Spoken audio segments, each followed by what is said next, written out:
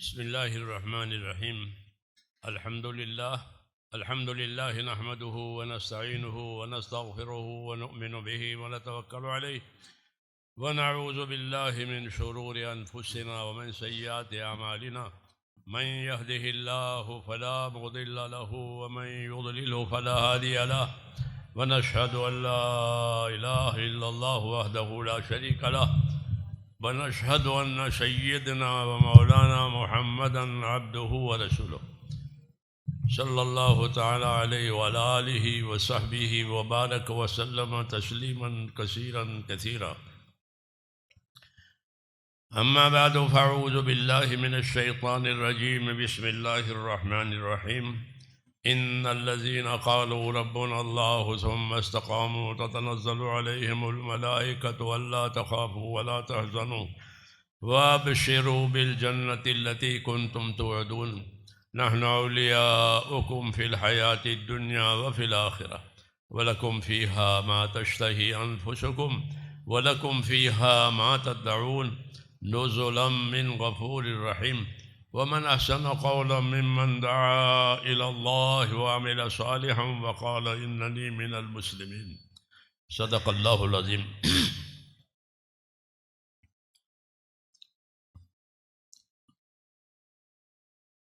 میرے بزرگوں اور پیارے بھائیوں،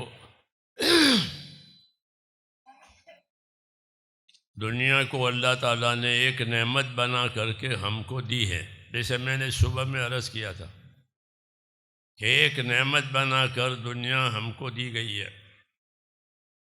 ان الدنیا خلقت لکم وانکم خلقتم للآخرہ.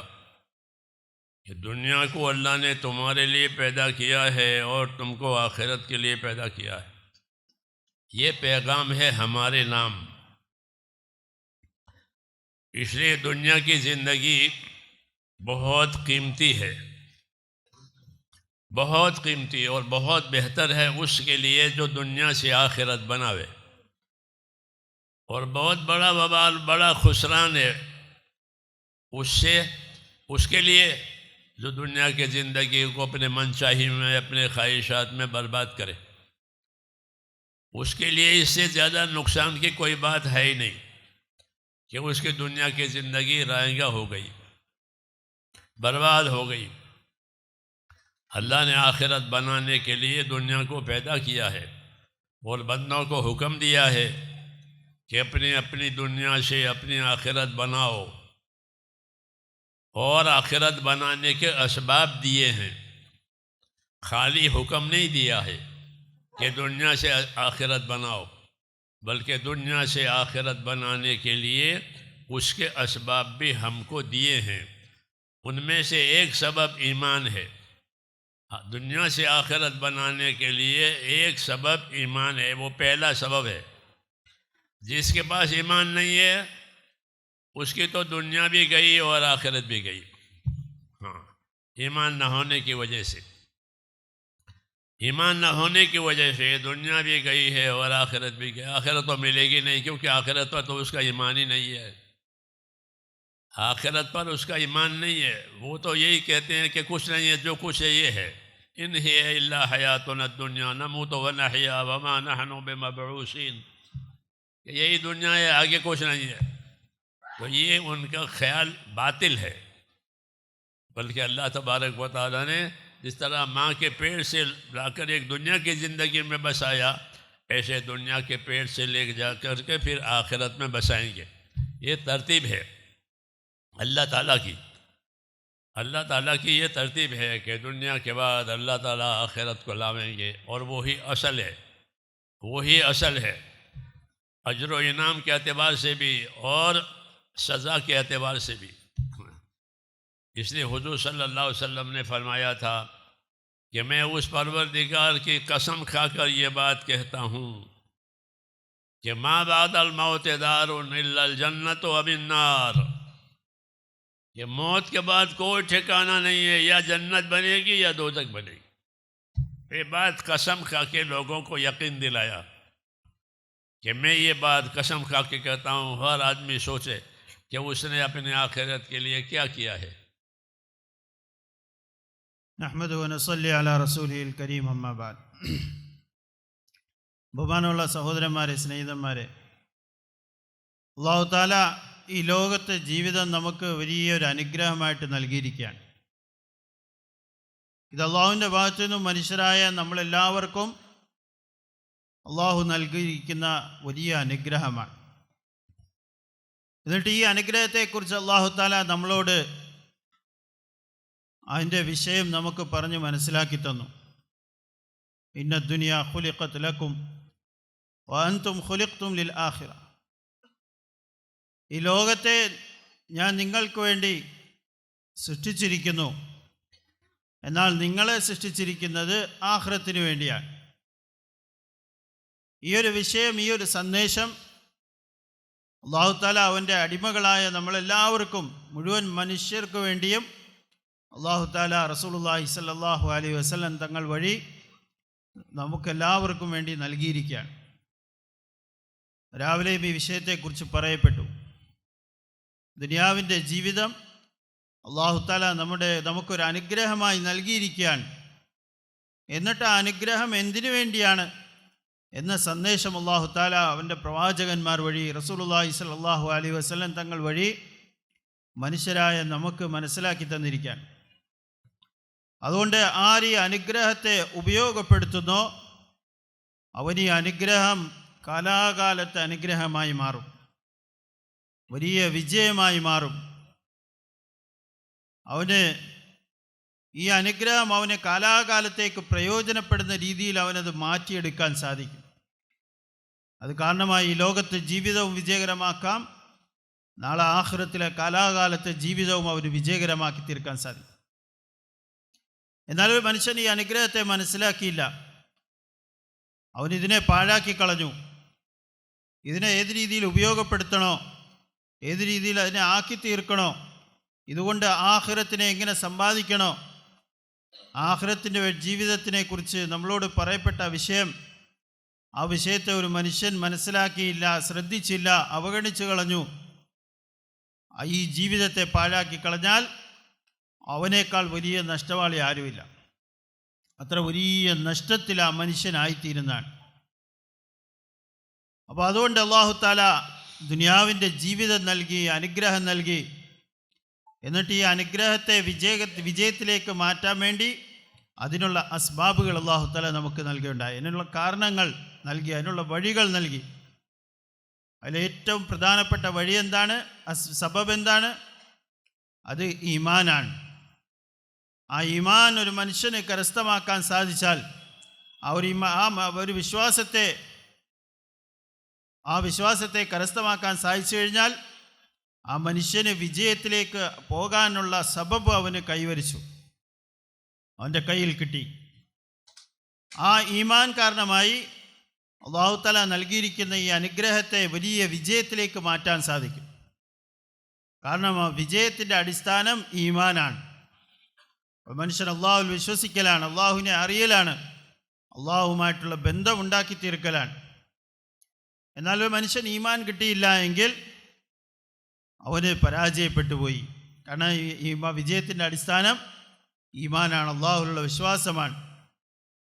എന്നാൽ ഒരു മനുഷ്യൻ ഈമാനില്ല, അവൻ ആഖിറത്തിനെ കുറിച്ച് അറിഞ്ഞുകൂടാ, ആഖിറത്തിലുള്ള വിശ്വാസമില്ല എങ്കിൽ ആ മനുഷ്യന് വലിയ പരാജയമാണ്.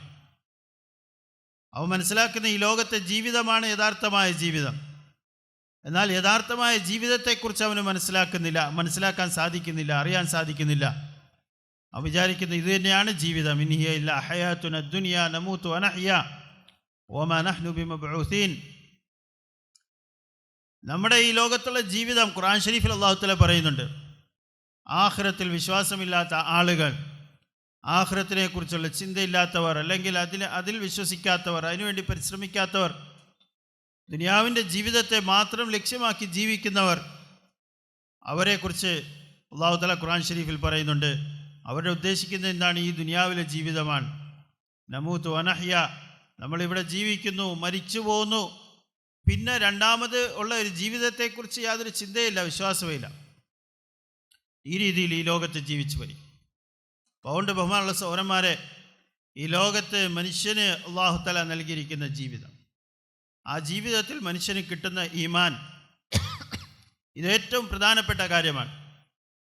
കാരണം ഈ ഈമാനിനെ അടിസ്ഥാനമാക്കിക്കൊണ്ടാണ് നാളെ വരാനിരിക്കുന്ന കാലാകാലത്തെ ജീവിതത്തിൻ്റെ വിജയവും പരാജയവും തീരുമാനിക്കപ്പെടുന്നത്.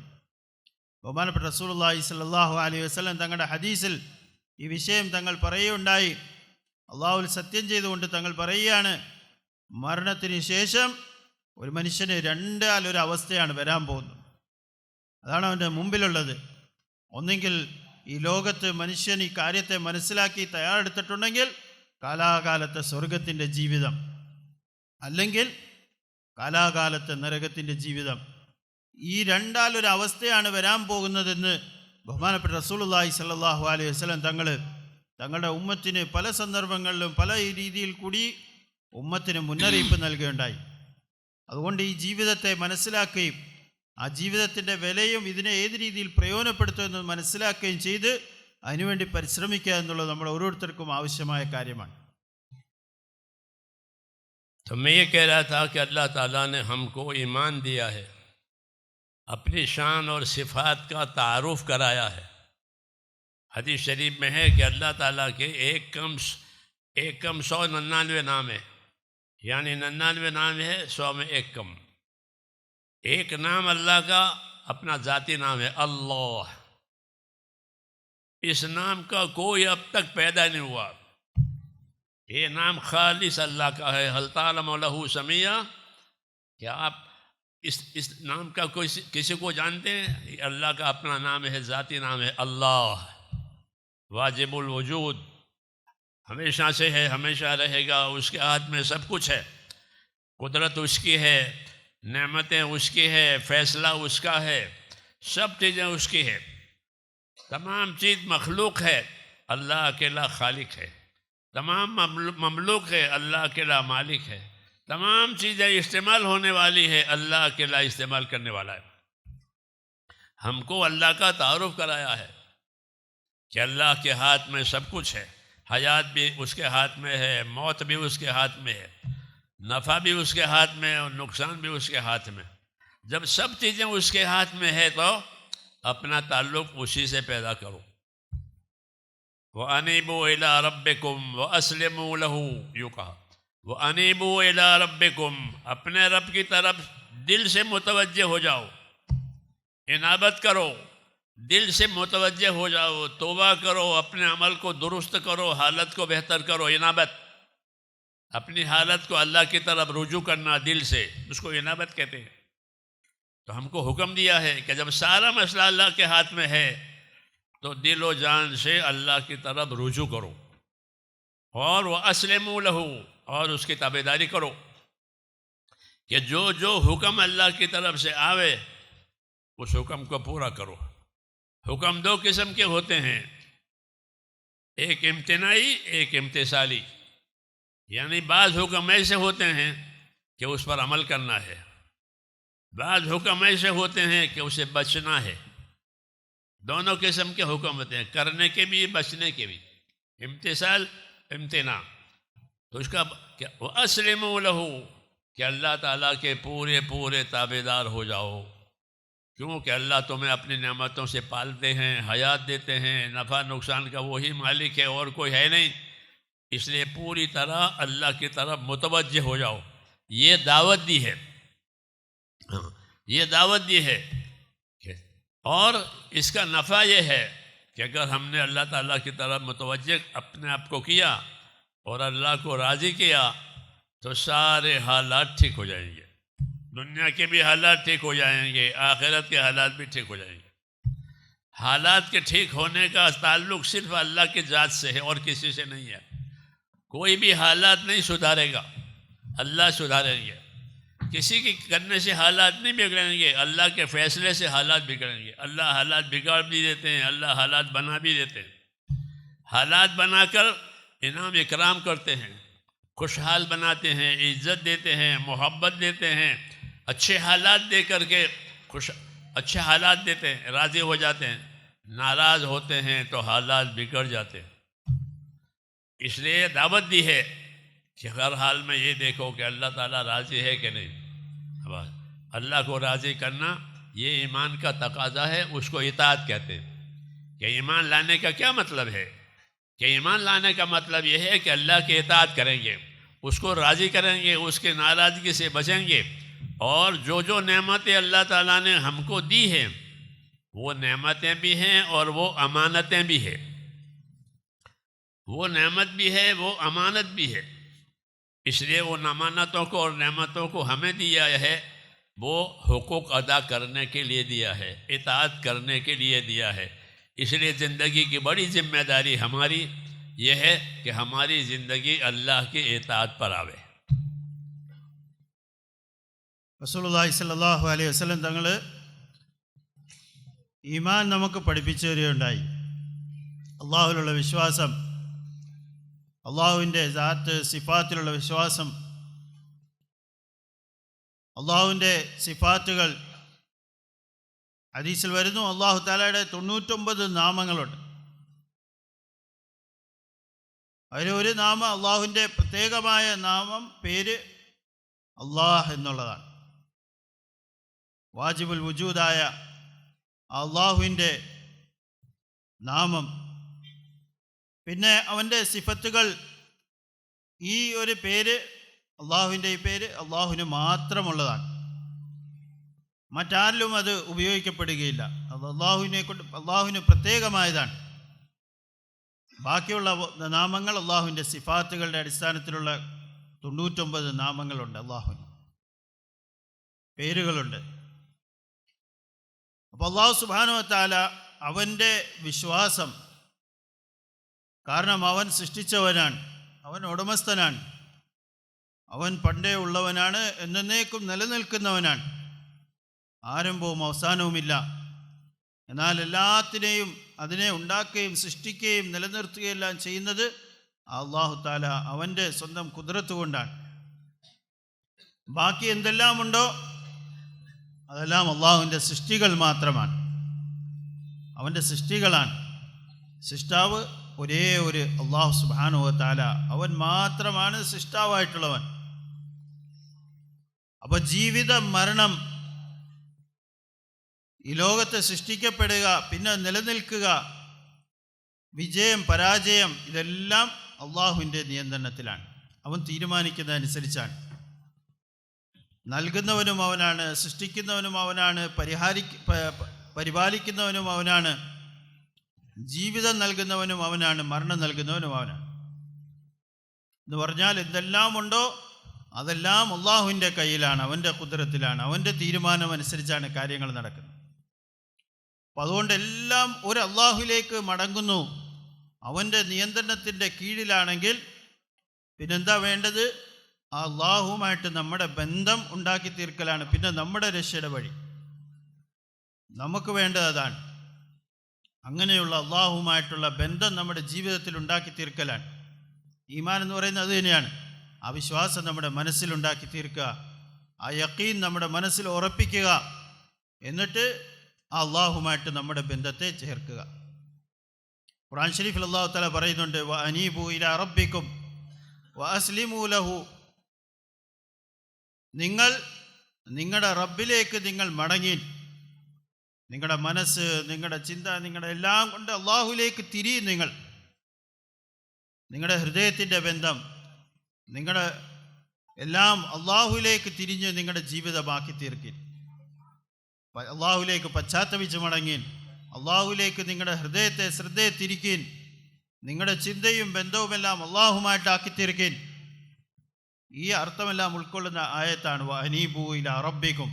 അള്ളാഹുവിലേക്കുള്ള ഇനാബത്ത്, അള്ളാഹുവിലേക്കുള്ള മടക്കം, അള്ളാഹുവിലേക്കുള്ള തിരിയൽ. അപ്പോൾ അള്ളാഹു തആല കൽപ്പിക്കുകയാണ് ഈ ആയത്തിൽ കൂടി, നിങ്ങൾ അള്ളാഹുവിലേക്ക് തിരിയീൻ, അള്ളാഹുവിലേക്ക് മടങ്ങീൻ. വഅസ്ലിമൂ ലഹു, എന്നിട്ട് അള്ളാഹുവിനെ കീഴ്പ്പെടുകയും നിങ്ങൾ അവൻ്റെ കൽപ്പനകൾ അനുസരിച്ച് ജീവിക്കുകയും. ഒന്ന് അള്ളാഹുവിലേക്ക് ഈമാനിയായിട്ട് പൂർണ്ണമായിട്ട് തിരിയുക. നമ്മുടെ ബന്ധം, നമ്മുടെ ഹൃദയം, നമ്മുടെ വിശ്വാസം, നമ്മുടെ യഖീൻ, നമ്മുടെ ബന്ധം അള്ളാഹുവിലേക്കാക്കി തീർക്കുക. എന്നിട്ട് നമ്മുടെ ജീവിതം അള്ളാഹുവിൻ്റെ കൽപ്പന അനുസരിച്ചാക്കി തീർക്കുക. രണ്ടാമത്തെ കാര്യം വഅസ്ലിമൂ ലഹു, എന്നിട്ട് അള്ളാഹുവിനെ അനുസരിക്കുക. നിങ്ങൾ അള്ളാഹുവിനെ കീഴ്പ്പെടുക. അനുസരണ എന്ന് പറയുമ്പോൾ രണ്ട് രീതിയിലുള്ള കാര്യങ്ങളുണ്ട്. അള്ളാഹുവിൻ്റെ കൽപ്പനകളുണ്ട്. ഒന്ന് അള്ളാഹു തആല ചെയ്യാൻ കൽപ്പിച്ച കൽപ്പനകളുണ്ട്, ഒന്ന് ചെയ്യാതിരിക്കാൻ കൽപ്പിച്ച കൽപ്പനകളുണ്ട്. ഈ രണ്ടിനും കൽപ്പനകൾ അള്ളാഹുവിൻ്റെ പൂർത്തീകരിക്കൽ ആവശ്യമാണ്. അള്ളാഹു തആല എന്ത് പ്രവർത്തിക്കാൻ അല്ലെങ്കിൽ ചെയ്യാൻ കൽപ്പിച്ചോ അത് പ്രവർത്തിച്ച് ആ കൽപ്പന പൂർത്തിയാക്കണം. എന്തെല്ലാം കാര്യങ്ങളിൽ നിന്ന് ഒഴിഞ്ഞു നിൽക്കാൻ അള്ളാഹു തആല കൽപ്പിച്ചിട്ടുണ്ടോ അതിൽ നിന്നും ഒഴിഞ്ഞു നിന്ന് അള്ളാഹുവിൻ്റെ കൽപ്പനകൾ പൂർത്തിയാക്കണം, അള്ളാഹുവിന് കീഴ്പ്പെടണം. അപ്പോൾ ഒന്ന് അള്ളാഹുലേക്കുള്ള മടക്കം, ഇനാബത്ത്, അതോടുകൂടി അള്ളാഹുവിൻ്റെ കൽപ്പനകൾ അനുസരിച്ചുള്ള ജീവിതം. ഈ രണ്ട് കാര്യം, ഒന്ന് ഹൃദയം കൊണ്ടുള്ള വിശ്വാസവും അള്ളാഹുമായിട്ടുള്ള ബന്ധവും, രണ്ടാമത്തെ പ്രാവർത്തികമായി നമ്മുടെ ജീവിതത്തിൽ അള്ളാഹുവിൻ്റെ കൽപ്പന അനുസരിച്ച് നമ്മുടെ ജീവിതത്തെ ആക്കി തീർക്കുക. ഈ രണ്ട് കാര്യം കൂടി ഒരു മനുഷ്യനിലുണ്ടായിക്കഴിഞ്ഞാൽ പിന്നെന്താണ്, അള്ളാഹു തആല അവന് ഈ ലോകത്തെ ജീവിതത്തിലും ആഖിറത്തിലെ ജീവിതത്തിൻ്റെയും അവസ്ഥകൾ അള്ളാഹു തആല അവന് അനുകൂലമാക്കി കൊടുക്കും. ദുനിയാവിൻ്റെ ജീവിതവും അവന് അനുകൂലമാവും. ആ ജീവിതത്തിൽ ഖൈറുകൾ, ബർക്കത്തുകളെല്ലാം കിട്ടാൻ കാരണമായി തീരും. അള്ളാഹു തആലയുടെ അനുഗ്രഹങ്ങൾ വർഷിക്കും ആ മനുഷ്യൻ്റെ മേൽ. ആ മനുഷ്യൻ്റെ ജീവിതത്തിൽ അവസ്ഥകളെ അള്ളാഹു തആല അനുകൂലമാക്കി കൊടുക്കും. ഈ ലോകത്തെ ജീവിതത്തിലും അള്ളാഹു തആല അവസ്ഥകളെ നന്നാക്കി കൊടുക്കും, ആഖിറത്തിലെ ജീവിതത്തിലും നന്നാക്കി കൊടുക്കും. എന്നാൽ ഈ ഒരു വിഷയം മനുഷ്യനിൽ ഉണ്ടായില്ല എങ്കിൽ, അള്ളാഹുവിനെ കുറിച്ചുള്ള യഖീനും ഈമാനും അള്ളാഹുമായിട്ടുള്ള ബന്ധവും ഉണ്ടായില്ല, അതേപോലെ അള്ളാഹുവിൻ്റെ കൽപ്പന അനുസരിച്ചുള്ള ജീവിതവും ഉണ്ടായില്ല എങ്കിൽ പിന്നെ അവൻ്റെ ജീവിതം ഈ ലോകത്ത് പ്രശ്നങ്ങൾ നിറഞ്ഞതായിത്തീരും, പ്രയാസങ്ങൾ നിറഞ്ഞതായിരിക്കും. പല രീതിയിലുള്ള വിഷയങ്ങളും പ്രശ്നങ്ങളും നിറഞ്ഞ് ആ മനുഷ്യൻ്റെ ജീവിതത്തിൽ പല രീതിയിലുള്ള പരീക്ഷണങ്ങളിലും പ്രശ്നങ്ങളുമായിരിക്കും ആ മനുഷ്യൻ്റെ ജീവിതം. ദുനിയാവിലെ ജീവിതവും അതേപോലെ ആയിരിക്കും, ആ മരണത്തിന് ശേഷമുള്ള ആഖിറത്തിലെ ജീവിതവും ഇതേപോലെ തന്നെ ആയിരിക്കും. അപ്പം അതുകൊണ്ട് നമ്മുടെ ജീവിതത്തെ നന്നാക്കാനുള്ള വഴി, നമ്മുടെ ജീവിതത്തെ വിജയകരമാക്കി തീർക്കാനുള്ള വഴി, നമ്മുടെ ദുനിയാവിലെ താൽക്കാലികമായ ജീവിതമാണെങ്കിൽ അത് നന്നായി തീരാൻ, അതേപോലെ വരാനിരിക്കുന്ന ആഖിറത്തിൻ്റെ കാലാകാല ജീവിതം അത് നന്നായി തീരാൻ വേണ്ടി അതിനുള്ള മാർഗം ഇതാണ്. അല്ലാഹു തആല ദീൻ നൽകി. ആ ഉത്തരവാദിത്വം, ഈ ദീൻ എന്ന് പറയുന്നത് ഇത് അനുഗ്രഹവുമാണ്, അമാനത്തുമാണ്, ഉത്തരവാദിത്വവുമാണ്. ഈ അനുഗ്രഹത്തെ അനുഗ്രഹമായിട്ട് മനസ്സിലാക്കി ഉത്തരവാദിത്വ ബോധത്തോടു കൂടി ഏറ്റെടുത്തുകൊണ്ട് ഒരു മനുഷ്യൻ ആ ജീവിതത്തെ ആ ഉത്തരവാദിത്വത്തോടു കൂടി ഉത്തരവാദിത്വം പൂർത്തീകരിക്കുന്ന ആ അവസ്ഥയിൽ ജീവിക്കുകയാണെങ്കിൽ ആ മനുഷ്യൻ്റെ ഈ ലോകത്തെ ജീവിതവും നന്നായിത്തീരും, വരാനിരിക്കുന്ന ആഖിറത്തിൻ്റെ കാലാകാല ജീവിതം നന്നായിത്തീരാൻ കാരണമായിത്തീരും. तो मैं कह रहा था अल्लाह ने हमको ईमान दिया है और ये बड़ा इकराम है कि अल्लाह ने हमको ईमान जैसी नेमत दी कि ईमान की वजह से आखिरत हमेशा हमेशा के लिए बन जाती है और दुनिया बरकतों में मिलती है। ये ईमान की तासीर है कि जब ईमान ज़िंदगियों में आ जाता है तो अल्लाह दुनिया बरकतों के साथ देते हैं और आखिरत कामयाबियों के साथ देते हैं। वलो अन्ना अहलल क़ुरा आमनू वत्तक़ू लफ़तहना अलैहिम बरकातिम मिनस समाई वल अर्ज़, के शहरों में रहने वाले, बस्तियों में रहने वाले लोग अपनी ज़िंदगी इताअत वाली यानी ईमान और तक़वे वाली बनावे। ईमान और तक़वा, वलो अन्ना अहलल क़ुरा आमनू वत्तक़ू, अपनी ज़िंदगी ईमान तक़वे वाली बनावे। ईमान में यकीन होता है और तक़वे में खौफ होता है। ईमान में यकीन होता है और तक़वे में खौफ होता है। यकीन की वजह से आदमी अल्लाह की तरफ बढ़ता है। जितना अल्लाह का यकीन आवे, अल्लाह के वादों का यकीन आवे, आखिरत का यकीन आवे, आदमी अल्लाह की तरफ बढ़ता रहता है, उसके इताअत में आगे बढ़ता है। इसलिए कहा कि अपने ईमान को ताज़ा करो। हदीसों में है कि जद्दिदू ईमानकुम, अपने ईमानों को ताज़ा किया करो। हाँ, अपने ईमानों को तरक्की दिया करो। ला इलाहा इल्लल्लाह कसरत से पढ़ा करो। हदीसों में कि ये ईमान का कलमा है, इसमें ईमान की ताजगी है। और ईमान की तरक्की के लिए, कि ईमान की तरक्की के लिए ईमान में जिन जिन अमलों को करने के लिए कहा गया है वो अमल हमारी ज़िंदगी में आवे, उससे ईमान को क़ुव्वत मिलेगी। और ईमान की क़ुव्वत आदमी को अल्लाह की इताअत की तरफ ले जाएगी। और यही असल मकसद है कि ज़िंदगियां हमारी अल्लाह की इताअत वाली बने। रसूलों का दुनिया में आना وہ بھی اطاعت قائم کرانے کے لیے ہوتا ہے. وہ حکومت قائم کرنے کے لیے کوئی دوسری اسکیم کے لیے نبی نہیں آتا، بلکہ نبی کا دنیا میں آنا اس لیے ہوتا ہے کہ ایمان والے نبیوں پر ایمان لا کر اپنی زندگی اطاعت و تابع داری والی بنائیں. وما ارسلنا من رسول الا لیطاع باذن اللہ. یہ فرمایا کہ ہم نے جب کبھی کوئی رسول بھیجا ہے وہ اس لیے بھیجا ہے تاکہ وہ رسول رہبری کرے، وہ راستہ دکھاوے. کس چیز کا؟ کہ اللہ کے اطاعت و تابع داری کا، اللہ کے اطاعت کا، کہ ایمان کا تقاضا ہے اطاعت کرنا. ایمان لائے اللہ پر، کیا مطلب ہے؟ کہ وہاں اب اللہ کی اطاعت کریں گے، جان سے، مال سے، نیت سے، عمل سے، ہر چیز سے اللہ کے اطاعت و تابع داری کریں گے. یہ اصل ہے ایمان کی اصلی غرض. کہ ایمان کی اصلی غرض یہ ہے کہ ہماری زندگی اللہ تعالیٰ کے حکموں کی تابع داری کے نیچے آ جاوے، اپنی خواہشوں میں سے نکل جائیں. خواہش سے کام نہ کرے بلکہ اطاعت سے کام کرے. اس لیے کہ خواہش یہ نفس کا تقاضا ہوتا ہے، اور نفس جو ہے وہ آدمی کا دشمن ہے اور برائی کی طرف لے جانے والا ہے. ان النفس لامارۃ بالسوء، کہ آدمی کا نفس وہ اسے برائیوں کی طرف لے جاتا ہے، اللہ سے دور کرے گا. اور جو خواہش کی پیروی کرے گا وہ اللہ سے دور ہو جائے گا، راستے پر نہیں پہنچے گا. اس لیے کہا اپنی خواہشوں کی پیروی مت کرو بلکہ اطاعت و تابع داری کو اپنی زندگی میں لاؤ. یہ اصل دعوت ہے. ہاں، اللہ تعالیٰ نے ہمیں کرنے کے کام بھی دیے ہیں، بچنے کے کام بھی دیے ہیں، اور کرنے کے کام پر وعدے کیے ہیں کہ جو کام کرنے کے ہیں ان کو کرو گے تو یہ دیں گے، یہ دیں گے، یہ دیں گے.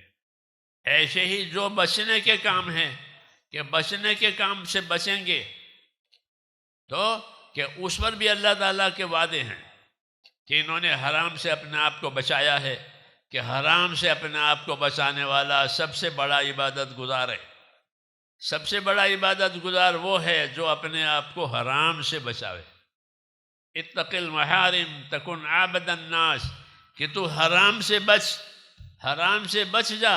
اگر تو حرام سے بچ گیا پھر تو سب سے بڑا عبادت گزار ہے. اپنے اندر ایمان کی طاقت اس لیے پیدا کرنی ہے تاکہ اللہ کی اطاعت ہو جاوے، حرام سے بچنا نصیب ہو جاوے، اور جو فرائض اللہ تعالیٰ نے ہم پر قائم کیے ہیں وہ فرائض ادا ہو جاویں، اور جو حقوق ہمارے اوپر دوسروں کے ہیں وہ حقوق بھی ادا ہو جاویں. اس سے ہو گئی اطاعت کامل. اور یہی مقصود ہے دعوت کا، یہی مقصود ہے تعلیم کا، یہی مقصود ہے محنت کا، کہ زندگی میں اطاعت اور تابعداری پوری طرح ہو جاوے. اللہ کا حق بھی ادا ہو جاوے، رسول کا حق بھی ادا ہو جاوے، اور بندوں کا اور مخلوق کا حق بھی ادا ہو جاوے. അതുകൊണ്ട് അല്ലാഹു തആല ഈ ലോകത്ത് നമുക്ക് നൽകിയിരിക്കുന്ന വലിയ അനുഗ്രഹം എന്താണ്? നമ്മളെ അല്ലാഹു തആല ഈമാനുള്ളവരാക്കി. ഈമാനിൻ്റെ വലിയ സമ്പത്ത് അല്ലാഹു തആല നമുക്ക് നൽകുകയുണ്ടായി. ഇപ്പം ഈമാൻ അത് വിജയത്തിൻ്റെ അടിസ്ഥാനമാണ്. ഈമാൻ ഉണ്ടായിത്തീരുന്നതനുസരിച്ച് അതിലുള്ള പുരോഗതി എന്താണെന്ന് വെച്ചാൽ അതിൽ യഖീൻ ഉണ്ടായിത്തീരലാണ്. ആ ഈമാൻ എത്രത്തോളം നമ്മുടെ ഹൃദയങ്ങൾ ഉറയ്ക്കുന്നോ, എത്രത്തോളം യഖീൻ ഉണ്ടായിത്തീരുന്നോ അത്രത്തോളം ആ ഈമാനിൽ അതനുസരിച്ച് പ്രവർത്തിക്കാനുള്ള ശക്തി ഉണ്ടായിത്തീരും. ഒരായത്തിൽ അല്ലാഹു തആല പറയുന്നുണ്ട്, വലൗ അന്ന അഹ്ലൽ ഖുറ ആമനു വത്തഖൗ ലഫതഹ്നാ അലൈഹിം ബറകാത്തിൻ മിനസ് സമാഇ വൽ അർദ്. ഒരു നാട്ടുകാരെ എടുത്ത് അല്ലാഹു തആല പറയുന്നു, ഒരു നാട്ടുകാർ, ഉദാഹരണത്തിന് ഒരു നാട്ടുകാർ അവരിൽ ഈമാൻ ഉണ്ടാകുകയും അവർ വിശ്വസിക്കുകയും തഖ്വ അവരുടെ ജീവിതത്തിൽ ഉണ്ടാകുകയും ചെയ്തു കഴിഞ്ഞാൽ അല്ലാഹു തആല ആകാശത്ത് നിന്നും ഭൂമിയിൽ നിന്നുള്ള ബർക്കത്തുകൾ അല്ലാഹു സുബ്ഹാനഹു വ തആല അവർക്ക് തുറന്നു, അതിൻ്റെ വാതിലുകൾ തുറന്നു കൊടുക്കുന്നതാണ്. അപ്പോൾ ഈമാൻ കൊണ്ട് ഈ ലോകത്തെ ജീവിതത്തിൽ ബർക്കത്തുകളുടെ വാതിലുകൾ തുറക്കപ്പെടും. ആഖിറത്തിൻ്റെ ജീവിതത്തിലെ കാലാകാല വിജയം കിട്ടും. ദുനിയാവിൽ അല്ലാഹു തആലയുടെ ബർക്കത്തുകൾ കിട്ടും, ആഖിറത്തിൽ അല്ലാഹു തആല വിജയം നൽകുകയും ചെയ്യും. ഈ രണ്ട് കാര്യങ്ങൾ വളരെ പ്രധാനപ്പെട്ടതാണ്, ഈമാനും തഖ്വായും. ഈമാനിൽ യഖീൻ ഉണ്ടായിത്തീരുന്നു. ഈമാൻ ഉയരുന്നതനുസരിച്ച് എത്രത്തോളം ഉണ്ടായിത്തീരുന്നു അത്രത്തോളം അതിലുള്ള യഖീൻ ഉണ്ടായിത്തീരുന്നു, അതിലുള്ള ഉറപ്പ് മനുഷ്യനിലുണ്ടാവുന്നു. ആ യക്കീൻ അനുസരിച്ച് അള്ളാഹുവിൻ്റെ കൽപ്പനകൾ അനുസരിക്കാനുള്ള ശക്തി അവനിലുണ്ടാവും. അള്ളാഹുവിൻ്റെ കൽപ്പനകൾ പൂർത്തീകരിക്കാൻ സാധിക്കുന്നു. തഖ്വ എത്രത്തോളം ഉണ്ടാവുന്നു അത്രത്തോളം അള്ളാഹുവിനെക്കുറിച്ചുള്ള ഭയം ആ മനുഷ്യനിലുണ്ടായിത്തീരുന്നു. ഖൗഫ് ഉണ്ടായിരുന്നു, ഖശിയത്തുണ്ടാവുന്നു. അപ്പോൾ ഈ രണ്ട് കാര്യങ്ങൾ കാരണമായി അള്ളാഹു തആല ദുനിയാവിലും ബർക്കത്തുകളുടെ വാതിലുകൾ തുറന്നു കൊടുക്കും. ആഖിറത്തിലെ കാലാകാല ജീവിതത്തിലുള്ള വിജയവും ആ മനുഷ്യന് നൽകും. അപ്പം അതുകൊണ്ട് ജീവിതത്തിൽ ഇത് ഉണ്ടാക്കി തീർക്കൽ ഈമാനും തഖ്വയിൽ കൂടി പിന്നുണ്ടായിത്തീരേണ്ടത് എന്താണ്? ഇത്താഅത്താണ്, അള്ളാഹുവിനെ അനുസരിച്ചുള്ള ജീവിതം. വമാ അർസൽനാ മിർ റസൂലിൻ ഇല്ലാ ലിയുതാഅ ബിഇദ്നില്ലാഹ്. ഓരോ പ്രവാചകന്മാരെയും അള്ളാഹു തആല അയച്ചത്, അള്ളാഹു തആല പറയുന്നു, അള്ളാഹുവിനെ അനുസരിക്കപ്പെടാൻ വേണ്ടിയാണ്. അതായത് പ്രവാചകന്മാരുടെ അള്ളാഹുവിൻ്റെ കൽപ്പനകൾ കൊണ്ടുവരുന്നു, ആ കൽപ്പനകൾ മനസ്സിലാക്കി അള്ളാഹുവിൻ്റെ കൽപ്പനകളെ പൂർത്തീകരിക്കുക, അനുസരിക്കുക. ജനങ്ങൾ അള്ളാഹുവിനെ അനുസരിക്കാനുള്ള അതിനുള്ള വഴിയാണ് പ്രവാചകന്മാർ കൊണ്ടുവരുന്നത്, അതിനുള്ള നിർദ്ദേശമാണ് പ്രവാചകന്മാർ കൊണ്ടുവരുന്നത്. അപ്പോൾ പ്രവാചകന്മാരുടെ വരവ് വേറൊരു ലക്ഷ്യത്തിന് വേണ്ടിയല്ല, ഭരണമോ നാടുകളുടെ അധികാരമോ മറ്റ് ദുനിയവിയായ വസ്തുക്കളോ ഇതിനൊന്നും വേണ്ടിയല്ല. അല്ലാഹു തആല പ്രവാചകന്മാരെ അവൻ്റെ ഭാഗത്തു നിന്നുള്ള അവൻ്റെ ദൂതരായിട്ട് മനുഷ്യരായ ജനങ്ങളിലേക്ക് അല്ലാഹു തആല അയക്കുന്നത് ദുനിയാവിൻ്റെ ഏതെങ്കിലും ലക്ഷ്യങ്ങൾക്ക് വേണ്ടിയല്ല. നേരെ മറിച്ച് അള്ളാഹുവിൻ്റെ ഭാഗത്തു നിന്നും അള്ളാഹുവിൻ്റെ കൽപ്പനകൾ മനുഷ്യനിലേക്ക് എത്തിക്കലാണ്. ഇത്താഅത്താണ്, അള്ളാഹുവിനെ അനുസരിക്കുന്ന അവസ്ഥ മനുഷ്യനിലുണ്ടായിത്തീരണം. അതിനുവേണ്ടിയാണ് അള്ളാഹു തആല ഈ പ്രവാചകന്മാരെ അയച്ചിരിക്കുന്നത്. അപ്പോൾ ഇത്താഅത്ത് അള്ളാഹു തആല കൽപ്പിച്ച കാര്യങ്ങളെ പൂർത്തീകരിക്കൽ, അള്ളാഹു തആല ഉപേക്ഷിക്കാൻ കൽപ്പിച്ച കാര്യങ്ങൾ, നിരോധിച്ച കാര്യങ്ങളിൽ നിന്നും അതിനെ ഉപേക്ഷിക്കൽ. ഇത് രണ്ടിൻ്റെ മേലും അള്ളാഹു തആല വലിയ വാഗ്ദാനങ്ങൾ ചെയ്തിട്ടുണ്ട്. അള്ളാഹു തആല പറഞ്ഞ കാര്യങ്ങൾ, പ്രവർത്തിക്കാൻ പറഞ്ഞ കാര്യങ്ങൾ അത് ജീവിതത്തിൽ കൊണ്ടുവരുന്നു, പ്രവർത്തിക്കുന്നു. അതിൻ്റെ പേരിൽ അള്ളാഹു തആല ധാരാളം ഫളായിലുകൾ ഈ ലോകത്തും അള്ളാഹു തആല ബർക്കത്തുകൾ നൽകുന്നു, ആഖിറത്തിലെ കാലാകാല ജീവിതത്തിലും അതിന് ധാരാളം പ്രതിഫലങ്ങൾ നൽകുന്നു. ഇതേപോലെ അള്ളാഹു സുബ്ഹാനഹു വ തആല ഒഴിഞ്ഞു നിൽക്കാൻ പറഞ്ഞ കാര്യങ്ങൾ, ഉപേക്ഷിക്കാൻ പറഞ്ഞ കാര്യങ്ങൾ, അത് മനുഷ്യൻ ഉപേക്ഷിക്കുമ്പോൾ അത് കാരണമായി അതിൻ്റെ പേരിലും അള്ളാഹു സുബ്ഹാനഹു വ തആല അവന് വലിയ പ്രതിഫലങ്ങൾ വാഗ്ദാനം ചെയ്യുന്നു. കാരണം ആ വസ്തുക്കളെ, ആ ആഗ്രഹങ്ങളെ, അതായത് മനുഷ്യൻ്റെ താല്പര്യങ്ങൾ, ആഗ്രഹങ്ങൾ, ആ മനുഷ്യൻ്റെ ഇഷ്ടങ്ങൾ, ഇതിനെല്ലാം മനുഷ്യൻ അർപ്പണം ചെയ്യുന്നു അള്ളാഹുവിന് വേണ്ടി. എന്നിട്ട് അതെല്ലാം ഉപേക്ഷിക്കുന്നു, എന്നിട്ട് അള്ളാഹുവിൻ്റെ കൽപ്പനകളെ പൂർത്തീകരിക്കുന്നു. കാരണം ഈ ലോകത്ത് നമ്മുടെ ആഗ്രഹങ്ങളും താല്പര്യങ്ങളിൽ നിന്നും ഒഴിവായി അള്ളാഹുവിൻ്റെ തൃപ്തി അനുസരിച്ച് നമ്മുടെ ജീവിതത്തെ ആക്കി തീർക്കലാണ്. അതാണ് നമ്മുടെ പരിശ്രമം, നമ്മുടെ ദഅവത്തിൻ്റെ പരിശ്രമം. ഈ പരിശ്രമത്തിൽ കൂടി നമ്മുടെ ജീവിതത്തിൽ ഉണ്ടായിത്തീരാൻ വേണ്ടിയുള്ളതാണ്. നമ്മുടെ സ്വന്തമായ താല്പര്യങ്ങൾ അതിനേക്കാൾ ഉപരിയായിട്ട് സൃഷ്ടാവായ ഉടമസ്ഥനായ അള്ളാഹുവിൻ്റെ തൃപ്തിയെ നമ്മുടെ ജീവിതത്തിന് ലക്ഷ്യമാക്കണം. അതനുസരിച്ച് നമ്മുടെ ജീവിതത്തെ ആക്കി തീർക്കൽ, അതനുസരിച്ച് ആ കൽപ്പനകൾ അനുസരിച്ച് പ്രവർത്തിക്കൽ, ഉപേക്ഷിക്കാൻ പറഞ്ഞ കാര്യങ്ങളെ ഉപേക്ഷിക്കൽ, ഇങ്ങനെ നമ്മുടെ ജീവിതത്തെ ആക്കി തീർക്കാൻ വേണ്ടിയുള്ള പരിശ്രമമാണ്. കാരണം മനുഷ്യൻ്റെ ഈ ലോകത്തുള്ള ജീവിതത്തിൽ അവൻ്റെ നഫ്സ്, ശൈത്താൻ, ഈ വസ്തുക്കളെല്ലാം എന്താണ്? അവന് എതിരാണ്. എപ്പോഴും കുഴപ്പത്തിലേക്ക് മനുഷ്യൻ്റെ നഫ്സ് മനുഷ്യനെ കൊണ്ടുപോകും. അപ്പോൾ ശൈത്താൻ്റെ നഫ്സിൻ്റെ താല്പര്യങ്ങളിൽ നിന്നും മനുഷ്യൻ രക്ഷപ്പെട്ട് അള്ളാഹുവിൻ്റെ തൃപ്തിയുടെ ജീവിതത്തിലേക്ക് വരിക എന്നുള്ളതാണ് ഇത് കൊണ്ട് ഉദ്ദേശിക്കപ്പെടുന്നത്. അപ്പം അമ്പിയാക്കൾ അലൈഹിസ്സലാത്തു വസ്സലാം അവരുടെ വരവ്, അവരുടെ ഈ ലോകത്തുള്ള അവരുടെ പരിശ്രമം, അവരുടെ ദഅവത്ത് ഇതിലേക്കാണ്, ഈ ഒരു ജീവിതത്തിലേക്കാണ്. നമ്മുടെ താല്പര്യങ്ങളിൽ നിന്നുള്ള ജീവിതത്തിൽ നിന്നും, നമ്മുടെ ഇഷ്ടങ്ങൾ അല്ലെങ്കിൽ നമ്മുടെ ഇഷ്ടമനുസരിച്ചുള്ള ജീവിതങ്ങളിൽ നിന്ന് ഒഴിവായി അള്ളാഹുവിൻ്റെ കൽപ്പന അനുസരിച്ചുള്ള ജീവിതം നമ്മുടെ ജീവിതത്തിൽ ഉണ്ടാക്കി തീർക്കുക. ഇതാണ് ഈ പരിശ്രമം കൊണ്ട് ഉദ്ദേശിക്കപ്പെടുന്നത്. അമ്പിയാക്കളുടെ ദഅവത്ത് ഇതിലേക്കായിരുന്നു, അവർ ക്ഷണിച്ചിരുന്ന ഇതിലേക്കാണ്. ഈ ദഅവത്തിൻ്റെ പരിശ്രമം കൊണ്ട് ഉദ്ദേശിക്കപ്പെടുന്നത് ഇതിലേക്കാണ്. ഈ ദഅവത്തിലേക്ക് നമ്മളെയും നമ്മൾ മുഴുവൻ മനുഷ്യരെയും ക്ഷണിക്കുക, അതിനുവേണ്ടി പരിശ്രമിക്കുക. ഇതാണ് ദഅവത്തിൻ്റെ പരിശ്രമം എന്ന് പറയുന്നത്. तो मैं ये कह रहा था मेरे बुजुर्गों कि अल्लाह ने हमको ईमान दिया है और ईमान का तकाजा है इताअत और ताबेदारी। ये असली बात है। جتنا ایمان ترقی کرے گا اتنی زندگیوں میں اطاعت اور تابع داری آئے گی. ایمان میں ترقی نہیں ہے تو اطاعت میں بھی نہیں ہے. صحابہ کرام رضی اللہ تعالیٰ عنہم کی زندگی پر ہم نظر کرتے ہیں تو ہمیں یہ بات ملتی ہے کہ ان کی زندگی میں جو اطاعت ہے وہ کامل درجے کی ہے. چنانچہ صحابہ کرام یہ کہتے تھے کہ بایانا رسول اللہ صلی اللہ علیہ وسلم علی السمع والطاعہ فی العسر والیسر والمنشط والمکرہ وعلی اثارۃ علینا. اور یہی بات دعوت میں سیکھنی ہے. وہ فرماتے تھے کہ بایانا رسول اللہ صلی اللہ علیہ وسلم علی السمع والطاعہ، ہم نے حضور صلی اللہ علیہ وسلم کے ہاتھ میں ہاتھ دے کر قول قرار کیا ہے، بیعت کی ہے. کس بات پر؟ کہ ہم آپ کی بات سنیں گے اور آپ کی بات مانیں گے. اس کو اسلام کہتے ہیں. الاسلام گردن نہادن بطاعت، کہ اسلام کس کو کہتے ہیں؟ کہ اللہ کے اطاعت میں اپنی گردن جھکا دینا، اس کو اسلام کہتے ہیں. تو وہ یہ کہتے تھے کہ ہم نے حضور صلی اللہ علیہ وسلم کے ہاتھ میں ہاتھ دے کر قول قرار کیا ہے کہ آپ کی بات سنیں گے. سننا بھی ضروری ہے، اس لیے کہ سنے گا نہیں تو سمجھے گا نہیں. آدمی سنتا نہیں تو سمجھتا بھی نہیں. اس لیے کہتے ہیں بات کو دھیان سے سنو تاکہ سمجھ میں آوے.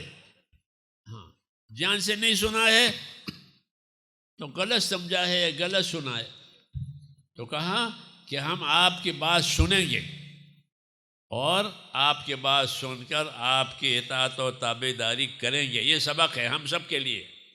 دعوت و تبلیغ میں اطاعت سیکھنی ہے، اپنی جان مال کی آزادی ختم کرنی ہے کہ ہم جان مال میں آزاد نہیں ہیں. ہم تو اللہ کے، اس کے رسول کے اور ذمہ داروں کے تابع دار ہیں.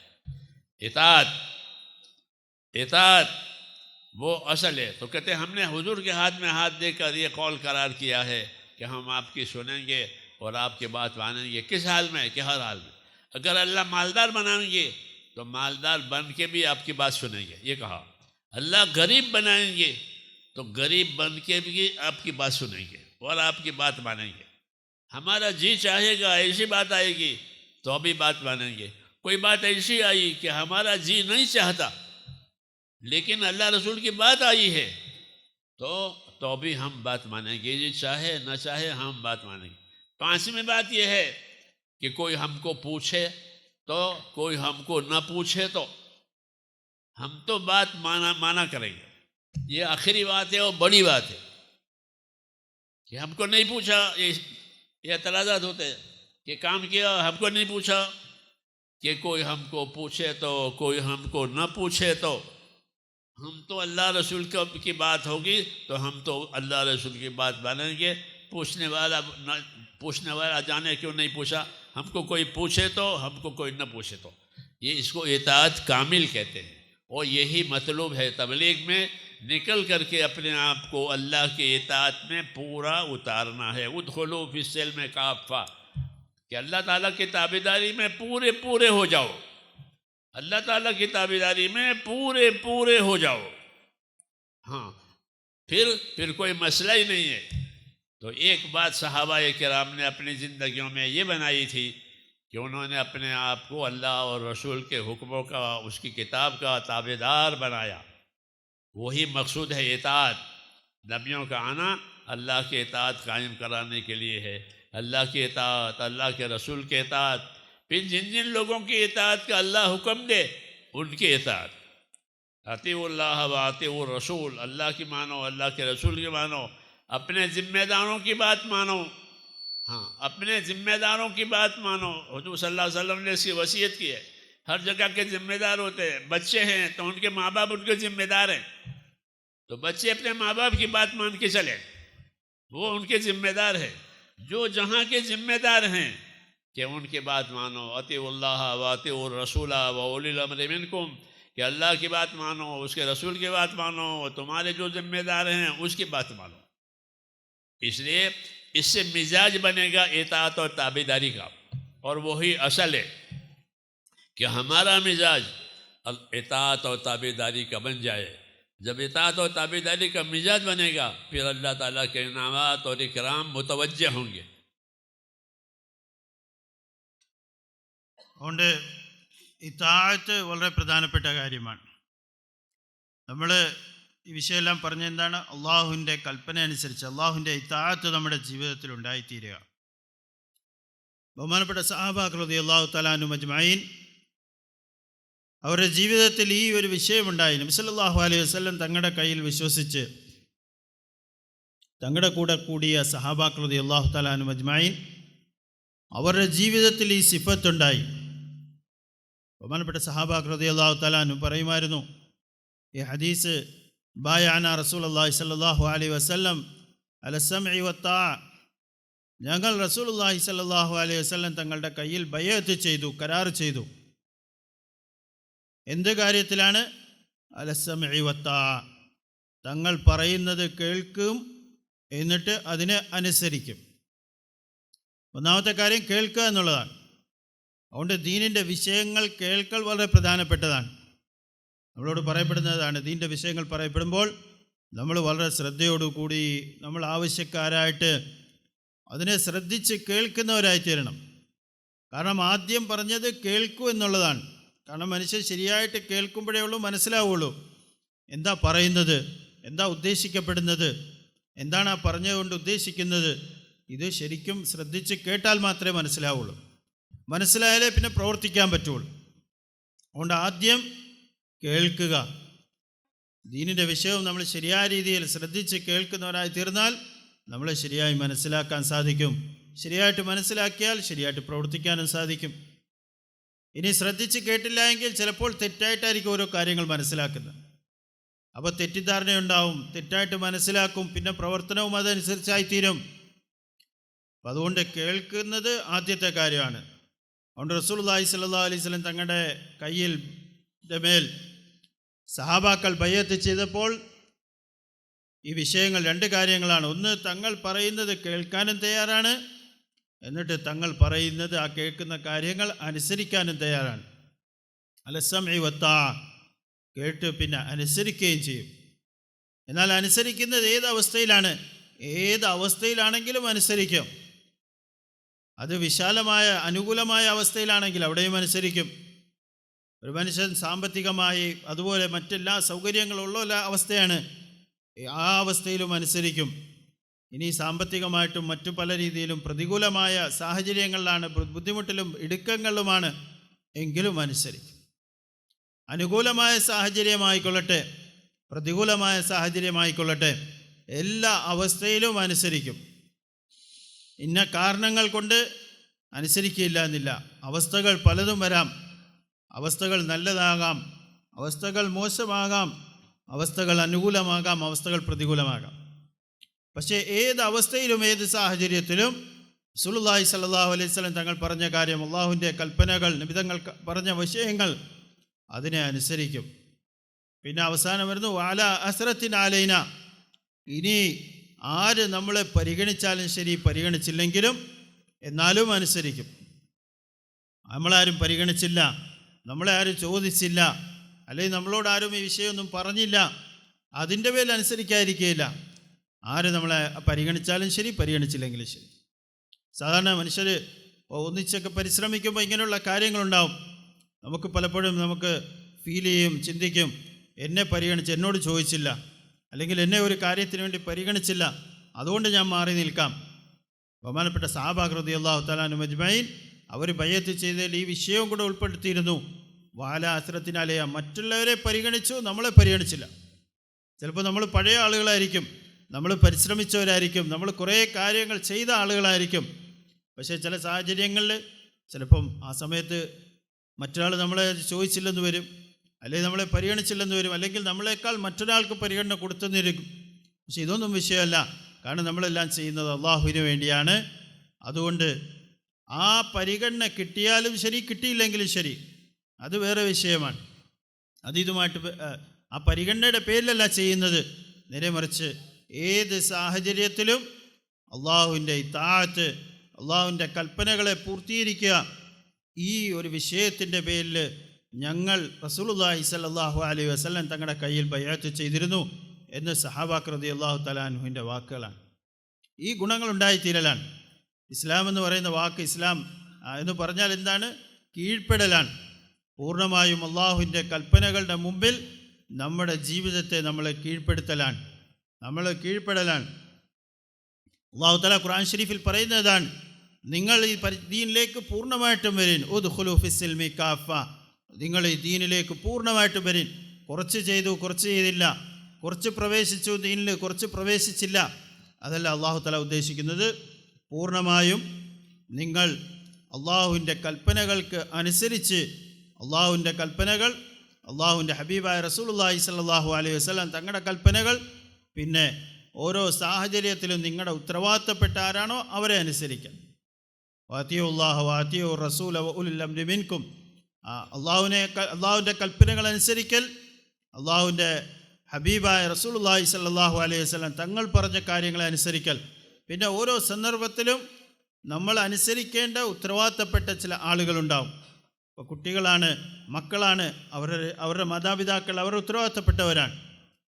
ദീനിൻ്റെ പരിശ്രമമായിട്ട് ബന്ധപ്പെട്ട് ഒന്നിച്ച് പരിശ്രമിക്കുന്നു, അവിടെ നമ്മുടെ ഉത്തരവാദിത്തപ്പെട്ടവരുണ്ടാവും. അല്ലെങ്കിൽ എവിടെയെല്ലാം ഏതെല്ലാം മേഖലകളിൽ നമ്മുടെ മേൽ ഉത്തരവാദിത്തപ്പെട്ടവരാരാണോ അവരെ അനുസരിക്കുക. അപ്പോൾ ഈ രീതിയിൽ കൂടി ഈ താഅത്ത് നമ്മുടെ ജീവിതത്തിൽ ഉണ്ടാക്കി തീർക്കൽ, അനുസരണ നമ്മുടെ ജീവിതത്തിൽ ഉണ്ടാക്കി തീർക്കൽ, ആ ഈ താഅത്ത് ഉണ്ടാക്കി തീർക്കലാണ് വലിയ പ്രധാനപ്പെട്ട ഒരു ലക്ഷ്യം. ദഅവത്തിൻ്റെ മുബാറക്കായ പരിശ്രമത്തിൽ കൂടി നമ്മുടെ ജീവിതങ്ങൾ ഉണ്ടായിത്തീരേണ്ട ഒരു വലിയ ഗുണം. കാരണം അമ്പിയാക്കളെ അയച്ചത് ഇതിനു വേണ്ടിയാണ്. അവരുടെ നുബുവത്ത്, അവരുടെ റിസാലത്ത്, അവരുടെ പരിശ്രമം ഈ ഒരു ലക്ഷ്യത്തിന് വേണ്ടിയാണ്. ഈ താഅത്ത് ജനങ്ങൾ ഉണ്ടായിത്തീരൽ, ഈ ഒരു വലിയ ഗുണം നമ്മുടെ ജീവിതത്തിൽ ഉണ്ടാക്കി തീർക്കാൻ വേണ്ടിയാണ് ഈ ദഅവത്തിൻ്റെ പരിശ്രമം. सहाबाए किराम ने हुजूर सल्लल्लाहु अलैहि वसल्लम की सोबत में रहकर और दीन की मेहनत करके अपनी ज़िंदगी में इताअत कायम की, इताअत कायम की, ऐसी इताअत कायम की कि अल्लाह उनसे राज़ी हो गया। इसलिए वो ये देखते थे कि अल्लाह के नबी का क्या हुक्म है। एक मरतबा अब्दुल्लाह इब्न मसूद मस्जिद में आए, दरवाजे पर पहुँचे, मस्जिद के दरवाजे पर हुजूर सल्लल्लाहु अलैहि वसल्लम मिंबर पर थे और बात कर रहे थे। मिंबर से आवाज़ आई आपकी कि इजलिसू, लोगों से फरमाया इजलिसू, बैठ जाओ, बैठ जाओ का हुक्म आया मिंबर पर से।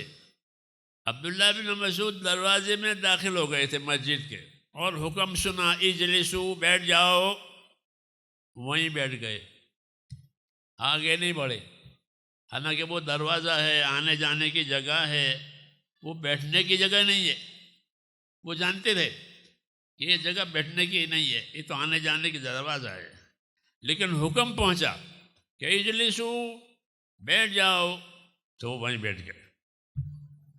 अदब के साथ इताअत, इसको कहते हैं अदब और अज़मत के साथ इताअत। जितना ईमान तरक्की करता है इतने अंदर अदमत पैदा होती है, अदब पैदा होता है, और अदब के साथ इताअत। उससे आगे की और सुनो। एक दफ़ा रसूल सल्लल्लाहु अलैहि वसल्लम ने मजलिस में बैठकर, मिंबर पर बैठकर फरमाया इजलिसू,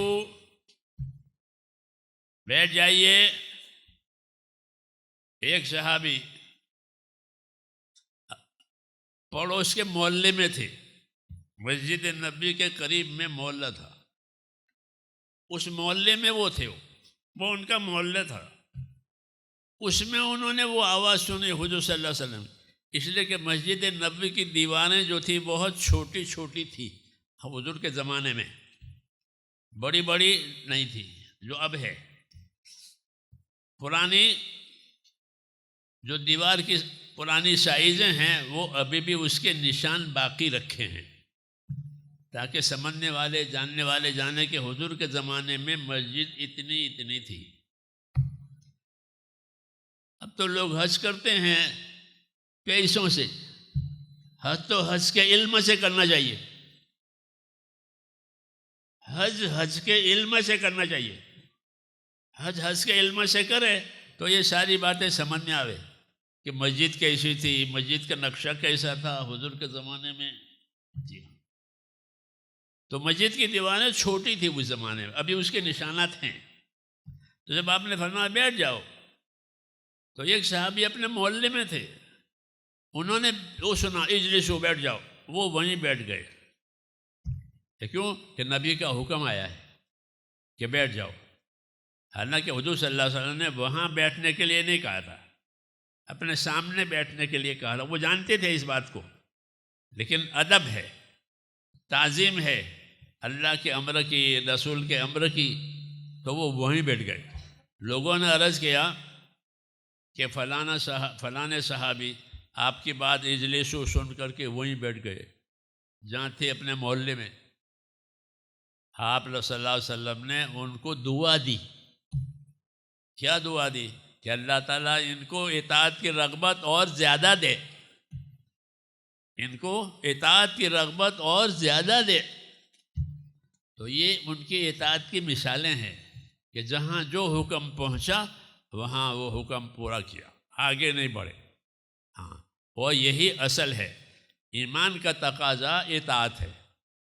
کہ ایمان کا کیا تقاضا ہے؟ کہ ہم اللہ پر ایمان لائے ہیں، رسول پر ایمان لائے ہیں۔ تو ایمان اللہ رسول پر لانا، اس کا مطلب یہ ہے کہ اللہ کی بات مانیں گے، اللہ کے رسول کی بات مانیں گے۔ اطاعت سیکھنی ہے۔ ہاں، اطاعت سیکھ لی تو ہدایت مل جائے گی۔ اطاعت سیکھنے سے ہدایت ملتی ہے۔ اطاعت نہیں ہوتی تو ہدایت نہیں ہوتی، معصیت ہوتی ہے، گناہ ہوتے ہیں، گناہوں میں ہدایت نہیں ہوتی۔ وَإِن تُطِيعُوهُ تَهْتَدُوا، کہ اگر تم رسول کی اطاعت کرو گے تو تم کو رسول والے راستے کی ہدایت ملے گی۔ اللہ کی اطاعت کا یہ نفع ہے کہ جب ہماری زندگیوں میں میرے دوستو اللہ کی اطاعت آئے گی، جو مقصد تبلیغ کا ہے، ایک ایک مسلمان اپنی زندگی اللہ کی اطاعت والی بناوے، جان اور مال میں اپنے آپ کو آزاد نہ بناوے، پابند بناوے کہ جو حکم ہے وہ کریں گے، جو منع ہے وہ نہیں کریں گے۔ تو یہ اس کو ہدایت کہتے ہیں، اس کو اطاعت کہتے ہیں، اور اطاعت کی وجہ سے ہدایت ملے گی۔ وَإِن تُطِيعُوهُ تَهْتَدُوا، کہ اگر اطاعت کرو گے تو سیدھا راستہ پاؤ گے۔ دوسرا فائدہ اطاعت کا یہ ہے کہ اطاعت کی وجہ سے رحمتیں آئے گی۔ اطاعت کی وجہ سے رحمتیں آئے گی اللہ کی۔ اطیعوا اللہ واطیعوا الرسول لعلکم ترحمون، اطاعت کرو اللہ کی، اطاعت کرو اس کے رسول کی، تاکہ تمہارے اوپر رحم ہو جاوے۔ تو رحمتوں کے اسباب وہ اطاعت ہے۔ تبلیغ اور دعوت اسی کی ہے کہ ایک ایک مسلمان اپنی زندگی کو اللہ اور اس کے رسول کے تابع بناوے، جان سے، مال سے، نیت سے، عمل سے، ترتیب سے، ان سب چیزوں کے ساتھ، جان سے، مال سے، عمل سے، ترتیب سے، نیت سے اپنے آپ کو پابند بناوے۔ یہ مقصود ہے تاکہ اس کے ایمان میں کمال آوے اور اس کی زندگی اطاعت والی بناوے۔ ഇതാഅത്ത് അതിനെക്കുറിച്ചാണ് പറഞ്ഞുകൊണ്ടിരുന്നത്. ഇതാഅത്തുണ്ടായിത്തീരൽ, അനുസരണ നമ്മുടെ ജീവിതത്തിൽ ഉണ്ടായിത്തീരൽ വളരെ പ്രധാനപ്പെട്ടതാണ്. ബഹുമാനപ്പെട്ട സഹാബാക്കൾ റളിയല്ലാഹു തആല അൻഹും അജ്മഈൻ റസൂലുള്ളാഹി സ്വല്ലല്ലാഹു അലൈഹി വസല്ലം തങ്ങളുടെ കൂടെ അവരുടെ ജീവിതത്തിൽ ഉണ്ടായിത്തീരുന്ന വലിയ ഗുണമെന്ന് പറയുന്നത് അവരുടെ ജീവിതത്തിൽ ഇതാഅത്തുണ്ടാക്കി. ഒന്ന് രണ്ട് ഉദാഹരണങ്ങൾ പറയുണ്ടായി. ഒരു പ്രാവശ്യം അബ്ദുല്ലാഹി ഇബ്നു മസ്ഊദ് റളിയല്ലാഹു തആല അൻഹു പള്ളിയിലേക്ക് മസ്ജിദ് നബവിയിൽ വരികയായിരുന്നു, പ്രവേശിക്കുകയായിരുന്നു. ആ സമയത്ത് റസൂലുള്ളാഹി സ്വല്ലല്ലാഹു അലൈഹി വസല്ലം തങ്ങൾ മിമ്പറിൻ്റെ അടുത്ത് അവിടെ മുമ്പിലുണ്ടായിരുന്ന സഹാബാക്കളോട് ഇരിക്കാൻ പറയുണ്ടായി. അബ്ദുല്ലാഹി ഇബ്നു മസ്ഊദ് റളിയല്ലാഹു തആല അൻഹു പള്ളിയിൽ പ്രവേശിച്ചതേ ഉള്ളൂ, വാതിലിൻ്റെ അവിടെ എത്തിയതേ ഉള്ളൂ. പക്ഷെ അവിടെ തന്നെ അങ്ങ് ഇരുന്നു കളഞ്ഞു. ഉടനെ ഇരുന്നു. ഇത്താഅത്ത് ഈ രീതിയിലായിരുന്നു. കുറച്ച് അകത്തേക്ക് വന്നിട്ട് കുറച്ച് കഴിഞ്ഞിട്ട് ഇരിക്കാമായിരുന്നു. പക്ഷേ റസൂലുള്ളാഹി സ്വല്ലല്ലാഹു അലൈഹി വസല്ലം തങ്ങളുടെ വാക്കുകൾ കേട്ട് അത് എത്രത്തോളം അതിൻ്റെ ഇത്താഅത്ത്, അതിനെ അനുസരിക്കുക എന്നുള്ളത് അവരുടെ ജീവിതത്തിലുണ്ടായിത്തീർന്നു പറഞ്ഞാൽ, കേട്ട് കഴിഞ്ഞാൽ പിന്നെ വേറൊരു ചിന്തയില്ല, കേട്ടാൽ ഉടനെ പ്രവർത്തിക്കലാണ്. അതാണ് അബ്ദുല്ലാഹി ഇബ്നു മസ്ഊദ് റളിയല്ലാഹു തആല അൻഹു വാതിലിൽ പ്രവേശിക്കുന്ന സമയത്ത് റസൂലുള്ളാഹി സ്വല്ലല്ലാഹു അലൈഹി വസല്ലം തങ്ങളുടെ വാക്ക് കേട്ടു, ഇരിക്കാൻ വേണ്ടി പറഞ്ഞ വാക്ക്. തങ്ങൾ യഥാർത്ഥത്തിൽ പറഞ്ഞത് മുമ്പിലുണ്ടായിരുന്ന സഹാബാക്കളോടാണ്. പക്ഷെ അബ്ദുല്ലാഹി ഇബ്നു മസ്ഊദ് റളിയല്ലാഹു തആല അൻഹു ഇത് കേട്ട് കഴിഞ്ഞപ്പോൾ പിന്നെ ഒരടി മുന്നോട്ട് നടന്നില്ല, അവിടെ തന്നെ ഇരുന്ന് കളഞ്ഞു. വഴിയാണ്, പ്രവേശിക്കുന്ന സ്ഥലമാണ്, ഇതെല്ലാം അറിയാമെങ്കിലും നബിതങ്ങളുടെ ഇത്താഅത്തിൻ്റെ ശീലം അവരുടെ ജീവിതത്തിൽ എത്രത്തോളം ഉണ്ടായിരുന്നു എന്ന് വെച്ചാൽ കേട്ടാൽ പിന്നെ ഉടനെ അനുസരിക്കലായിരുന്നു. ഒരു ഉദാഹരണമാണ് ബഹുമാനപ്പെട്ട സഹാബാക്കൾ റളിയല്ലാഹു തആല അൻഹും അജ്മഈൻ. ഇതേപോലെ തന്നെ വേറെ സംഭവം ഉണ്ടായി. റസൂലുള്ളാഹി സ്വല്ലല്ലാഹു അലൈഹി വസല്ലം തങ്ങൾ മസ്ജിദ് നബവിയിൽ ഓരോ വിഷയങ്ങൾ തങ്ങൾ സഹാബാക്കളെ പഠിപ്പിക്കാൻ വേണ്ടി ഒരുമിച്ച് കൂട്ടുമായിരുന്നു. മജ്ലിസ് ഇരിക്കാൻ വേണ്ടി പറയുമായിരുന്നു. പല പ്രാവശ്യം ഇത് ഉണ്ടാവുമായിരുന്നു. ഒരു പ്രാവശ്യം ഇതേപോലെ സഹാബാക്കളുടെ അടുക്കൽ ഇരിക്കാൻ പറഞ്ഞു. അപ്പോൾ ഈ സമയത്ത് വെളിയിലുണ്ടായിരുന്ന ഒരു സഹാബി ഇത് കേട്ടു. കാരണം ഇന്നത്തെ വിശാലമായ മസ്ജിദ് നബവി ആ ഒരു അവസ്ഥയല്ലായിരുന്നു അന്ന്. ഇപ്പോഴും മസ്ജിദ് നബവിയിൽ അടയാളങ്ങളുണ്ട് എവിടം വരെ ആയിരുന്നു മസ്ജിദ് നബവി എന്നുള്ളത്. കാരണം മസ്ജിദ് നബവിയുടെ എത്രത്തോളം ഉണ്ടായിരുന്നു, അതിൻ്റെ 4 ഭാഗത്തും വീടുകളായിരുന്നു, മഹല്ലായിരുന്നു, ആളുകൾ താമസിക്കുന്ന സ്ഥലമായിരുന്നു. ഓരോരുത്തരുടെ സഹാബാക്കളുടെ അവരുടെ എല്ലാം വീടുകൾ ഇതിനോട് ചേർന്നുള്ള 4 വശത്തും വീടുകളുടെ ഇടയിലായിരുന്നു ഈ മസ്ജിദ് നബവി എന്ന് പറയുന്നത്. ഇന്നും ആ ഓരോ അടയാളങ്ങളുണ്ട്. എവിടെ ആയിരുന്നു നബി സല്ലല്ലാഹു അലൈഹി വസല്ലം തങ്ങളുടെ മസ്ജിദ് നബവി, എവിടം വരെ ആയിരുന്നു. ഇന്നും ഹജ്ജിന് പോകുമ്പോൾ നമുക്ക് കാണാൻ സാധിക്കും. പക്ഷെ ഇന്ന് എല്ലാവരും ഒന്നും അത് മനസ്സിലാക്കാറില്ല, അതൊന്നും നോക്കാറില്ല. കാരണം ഇന്ന് ഹജ്ജിന് പോകുന്നത് മനുഷ്യർ കാശിൻ്റെ അടിസ്ഥാനത്തിലാണ്. കാശുണ്ട്, പോകാൻ സാധിക്കുന്നു, പോയിട്ട് വരുന്നു. യഥാർത്ഥത്തിൽ ഹജ്ജ് എന്താണ്? ആ ഹജ്ജിൻ്റെ ഇൽമിൻ്റെ അടിസ്ഥാനത്തിലാണ് പോകേണ്ടത്. ഹജ്ജിൻ്റെ കാര്യങ്ങൾ മനസ്സിലാക്കുക, ഹജ്ജിൻ്റെ വിഷയങ്ങൾ മനസ്സിലാക്കുക. നമ്മൾ എവിടെയാണ് പോകുന്നത്, എന്താണ് ഉദ്ദേശിക്കപ്പെടുന്നത്, എന്താണ് ഹജ്ജിൻ്റെ അമല്, ആ സ്ഥലങ്ങൾ എന്താണ്, ആ പ്രദേശങ്ങൾ, അതിൻ്റെ പിന്നിലുള്ള ചരിത്രം എന്താണ്, ഈ സംഭവങ്ങൾ എന്താണ്, ഇതെല്ലാം മനസ്സിലാക്കി പോകലാണ് യഥാർത്ഥമായ ഹജ്ജ് എന്ന് പറയുന്നത്. അപ്പോഴാണ് ആ ഹജ്ജിൻ്റെ യാഥാർത്ഥ്യം ഉണ്ടായിത്തീരുന്നത്. പക്ഷെ ഇന്ന് നമ്മളതൊന്നും ശ്രദ്ധിക്കാറില്ല. ചിലപ്പോൾ ആ വിഷയം നമ്മൾ ശ്രദ്ധിക്കാറില്ല. അപ്പോൾ ഇന്ന് വളരെ വിശാലമാണ് പള്ളി മസ്ജിദ് നബവി. പക്ഷെ അന്നത്തെ കാലഘട്ടത്തിൽ ചെറിയ മസ്ജിദായിരുന്നു. പിന്നെ അതിൻ്റെ കൂട്ടത്തിൽ പരിസരത്തെല്ലാം വീടുകളും ഉണ്ടായിരുന്നു. മസ്ജിദിൻ്റെ പള്ളിയുടെ മതിലും കൂരയുമെല്ലാം വളരെ ഉയരം കുറഞ്ഞതായിരുന്നു. ആദ്യത്തെ മസ്ജിദ് നബവിയുടെ അവസ്ഥ എങ്ങനെയായിരുന്നു? വളരെ ചെറിയ, വളരെ ലളിതമായ ഒരു സാധാരണ രീതിയിലുള്ള ഒരു മസ്ജിദ് പള്ളിയായിരുന്നു. അപ്പോൾ ആ പള്ളിയിൽ റസൂലുള്ളാഹി സ്വല്ലല്ലാഹു അലൈഹി വസല്ലം തങ്ങൾ അവിടെ മുമ്പിലുണ്ടായിരുന്ന സഹാബാക്കളോട് ഇരിക്കാൻ വേണ്ടി പറഞ്ഞു. അപ്പോൾ ഈ ശബ്ദം പക്ഷേ പുറത്ത് വീടുകളിലും കേട്ടിരുന്നു. ഒരു സഹാബി റളിയല്ലാഹു തആല അൻഹു, വേറൊരു സഹാബി വേറെ സന്ദർഭത്തിൽ അദ്ദേഹം ഈ വാക്ക് റസൂലുള്ളാഹി സ്വല്ലല്ലാഹു അലൈഹി വസല്ലം തങ്ങളുടെ ഈ വാക്ക് വെളിയിൽ വെച്ച് കേട്ടു. അദ്ദേഹത്തിൻ്റെ വീടിൻ്റെ അവിടെ വെച്ച് കേട്ടു. ഈ വാക്ക് കേട്ടപ്പോൾ അവിടെ ഇരുന്ന് കളഞ്ഞു, അവിടെ തന്നെ ഇരുന്നു.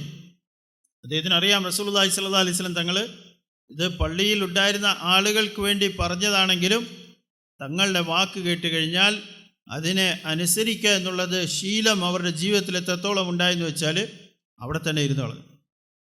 പിന്നീട് റസൂലുള്ളാഹി സ്വല്ലല്ലാഹു അലൈഹി വസല്ലം തങ്ങളുടെ അടുക്കൽ ഈ വിഷയം പറയപ്പെട്ടു. ഈ ഇങ്ങനത്തെ ഒരു സംഭവം ഒരു സഹാബി, അപ്പോൾ റസൂലുള്ളാഹി സ്വല്ലല്ലാഹു അലൈഹി വസല്ലം തങ്ങൾ അദ്ദേഹത്തിന് വേണ്ടി ദുആ ചെയ്തു. അല്ലാഹുവേ, അദ്ദേഹത്തിൻ്റെ ഇത്താഅത്തിൽ, അനുസരണയിൽ നീ വർധന കൊടുക്കണേ, പുരോഗതി കൊടുക്കണേ എന്ന് അദ്ദേഹത്തിന് വേണ്ടി ബഹുമാനപ്പെട്ട റസൂലുള്ളാഹി സ്വല്ലല്ലാഹു അലൈഹി വസല്ലം തങ്ങൾ ദുആ ചെയ്യുകയുണ്ടായി. ഇത് കുറച്ച് ഉദാഹരണങ്ങൾ പറഞ്ഞാണ് ഏത് രീതിയിലാണ് ബഹുമാനപ്പെട്ട സഹാബാക്കൾ റളിയല്ലാഹു തആല അൻഹും അജ്മഈൻ അവരുടെ ജീവിതത്തിൽ ഇത്താഅത്ത് ഉണ്ടാക്കി തീർത്തത്. അപ്പം ഇത്താഅത്തിൻ്റെ പ്രയോജനം എന്താണ്? ഇത്താഅത്ത് കാരണമായി ഹിദായത്ത് കിട്ടുന്നതാണ്. മനുഷ്യൻ്റെ ജീവിതം ശരിയായ വഴിയിലേക്ക് വരും, മനുഷ്യന് ഹിദായത്ത് കിട്ടും. വഇൻ തുതിഉഹു തഹ്തദു. ഖുർആൻ ശരീഫിൽ അല്ലാഹു തആല പറയുന്നുണ്ട്, നിങ്ങൾ ബഹുമാനപ്പെട്ട റസൂലുള്ളാഹി സ്വല്ലല്ലാഹു അലൈഹി വസല്ലം തങ്ങളെ അനുസരിക്കുകയാണെങ്കിൽ നിങ്ങൾ സന്മാർഗം പ്രാപിക്കുന്നവരായിത്തീരും, നിങ്ങൾ ഹിദായത്ത് കിട്ടിയവരായിത്തീരും. അപ്പം ഹിദായത്ത് കിട്ടാൻ വേണ്ടി ഏറ്റവും പ്രധാനപ്പെട്ട ഒരു വിഷയം എന്താണ്? ഇത്താഅത്താണ്, അനുസരിക്കലാണ്. ഇത്താഅത്തിൻ്റെ രണ്ടാമത്തെ പ്രയോജനം എന്താണ്? ഒന്ന്, ഹിദായത്ത് കിട്ടാൻ കാരണമായിത്തീരും. രണ്ടാമത്തെ പ്രയോജനം എന്താണ്? അള്ളാഹുവിൻ്റെ റഹ്മത്തിന് കാരണമായിത്തീരും. കാരണം അള്ളാഹുവിനെ അനുസരിക്കുന്നത്, ആ അനുസരണയിൽ കൂടി മുന്നോട്ട് പോകുന്നത് അള്ളാഹുവിൻ്റെ ഭാഗത്തു നിന്നുള്ള റഹ്മത്തിന് കാരണമായിത്തീരും. അത്തിയുല്ലാഹ വഅത്തിയുർ റസൂല ലഅല്ലക്കും തുർഹമൂൻ. അല്ലാഹു തആല ഖുർആൻ ശരീഫിൽ പറയുന്നുണ്ട്. നിങ്ങൾ അള്ളാഹുവിനെയും അള്ളാഹുവിൻ്റെ റസൂലിനെയും അനുസരിക്കിൻ, ഇത്താഅത്ത് ചെയ്യാൻ അനുസരിക്കിൻ, എങ്കിൽ നിങ്ങൾ റഹ്മത്തിന്, അള്ളാഹുവിൻ്റെ റഹ്മത്തിനെ അത് കിട്ടുന്നവരായിത്തീരുമെന്ന് അള്ളാഹു സുബ്ഹാനഹു വ തആല ഖുർആൻ ശരീഫിൽ കൂടി പറയുന്നു. അപ്പോൾ ഈ ഇത്താഅത്ത് ഉണ്ടായിത്തീരൽ, നമ്മുടെ ജീവിതം അള്ളാഹുവിൻ്റെ കൽപ്പനകൾ അനുസരിച്ചായിത്തീരൽ, ബഹുമാനപ്പെട്ട റസൂലുള്ളാഹി സ്വല്ലല്ലാഹു അലൈഹി വസല്ലം തങ്ങളുടെ സുന്നത്തുകൾ അനുസരിച്ചായിത്തീരൽ, അതിൽ കൂടി ഹിദായത്തും റഹ്മത്തും എല്ലാം നമുക്ക് കിട്ടുന്നവരായിത്തീരുക. ഇതാണ് നമ്മൾ പരിശ്രമിച്ച് നമ്മുടെ ജീവിതത്തിൽ ഉണ്ടാക്കി തീർക്കേണ്ടത്. ദീനിൻ്റെ പരിശ്രമം, ദഅവത്തിൻ്റെ പരിശ്രമം കൊണ്ട് ഉദ്ദേശിക്കുന്നതാണ് ഈ പരിശ്രമത്തിൽ കൂടി ഇത്താഅത്തും ഹിദായത്തും ഇത് റഹ്മത്തുമെല്ലാം നമ്മൾ കരസ്ഥമാക്കുന്നവരായി തീരുക എന്നുള്ളത്. इताअत अल्लाह ताला के उस वक्त सही होती है जब आदमी के पास इल्म हो. अगर आदमी के पास इल्म नहीं है, जाहिल है, तो वो अल्लाह की इताअत कैसे करेगा? इसलिए अल्लाह ताला ने हमको ईमान की भी जिम्मेदारी दी कि ईमान वाले बनो, और इसकी भी जिम्मेदारी दी कि दीन सीखने वाले बनो, इल्म वाले बनो. इल्म नहीं होगा तो वो अल्लाह का हक नहीं पहचानेगा कि अल्लाह का क्या हक है, अल्लाह का क्या हक है. इल्म नहीं है तो खबर नहीं है हाँ कि अल्लाह का क्या हक है. हज़रत मुआज़ इब्न जबल से हुज़ूर सल्लल्लाहु अलैहि वसल्लम ने पूछा कि मुआज़, आपको मालूम है अल्लाह का क्या हक है?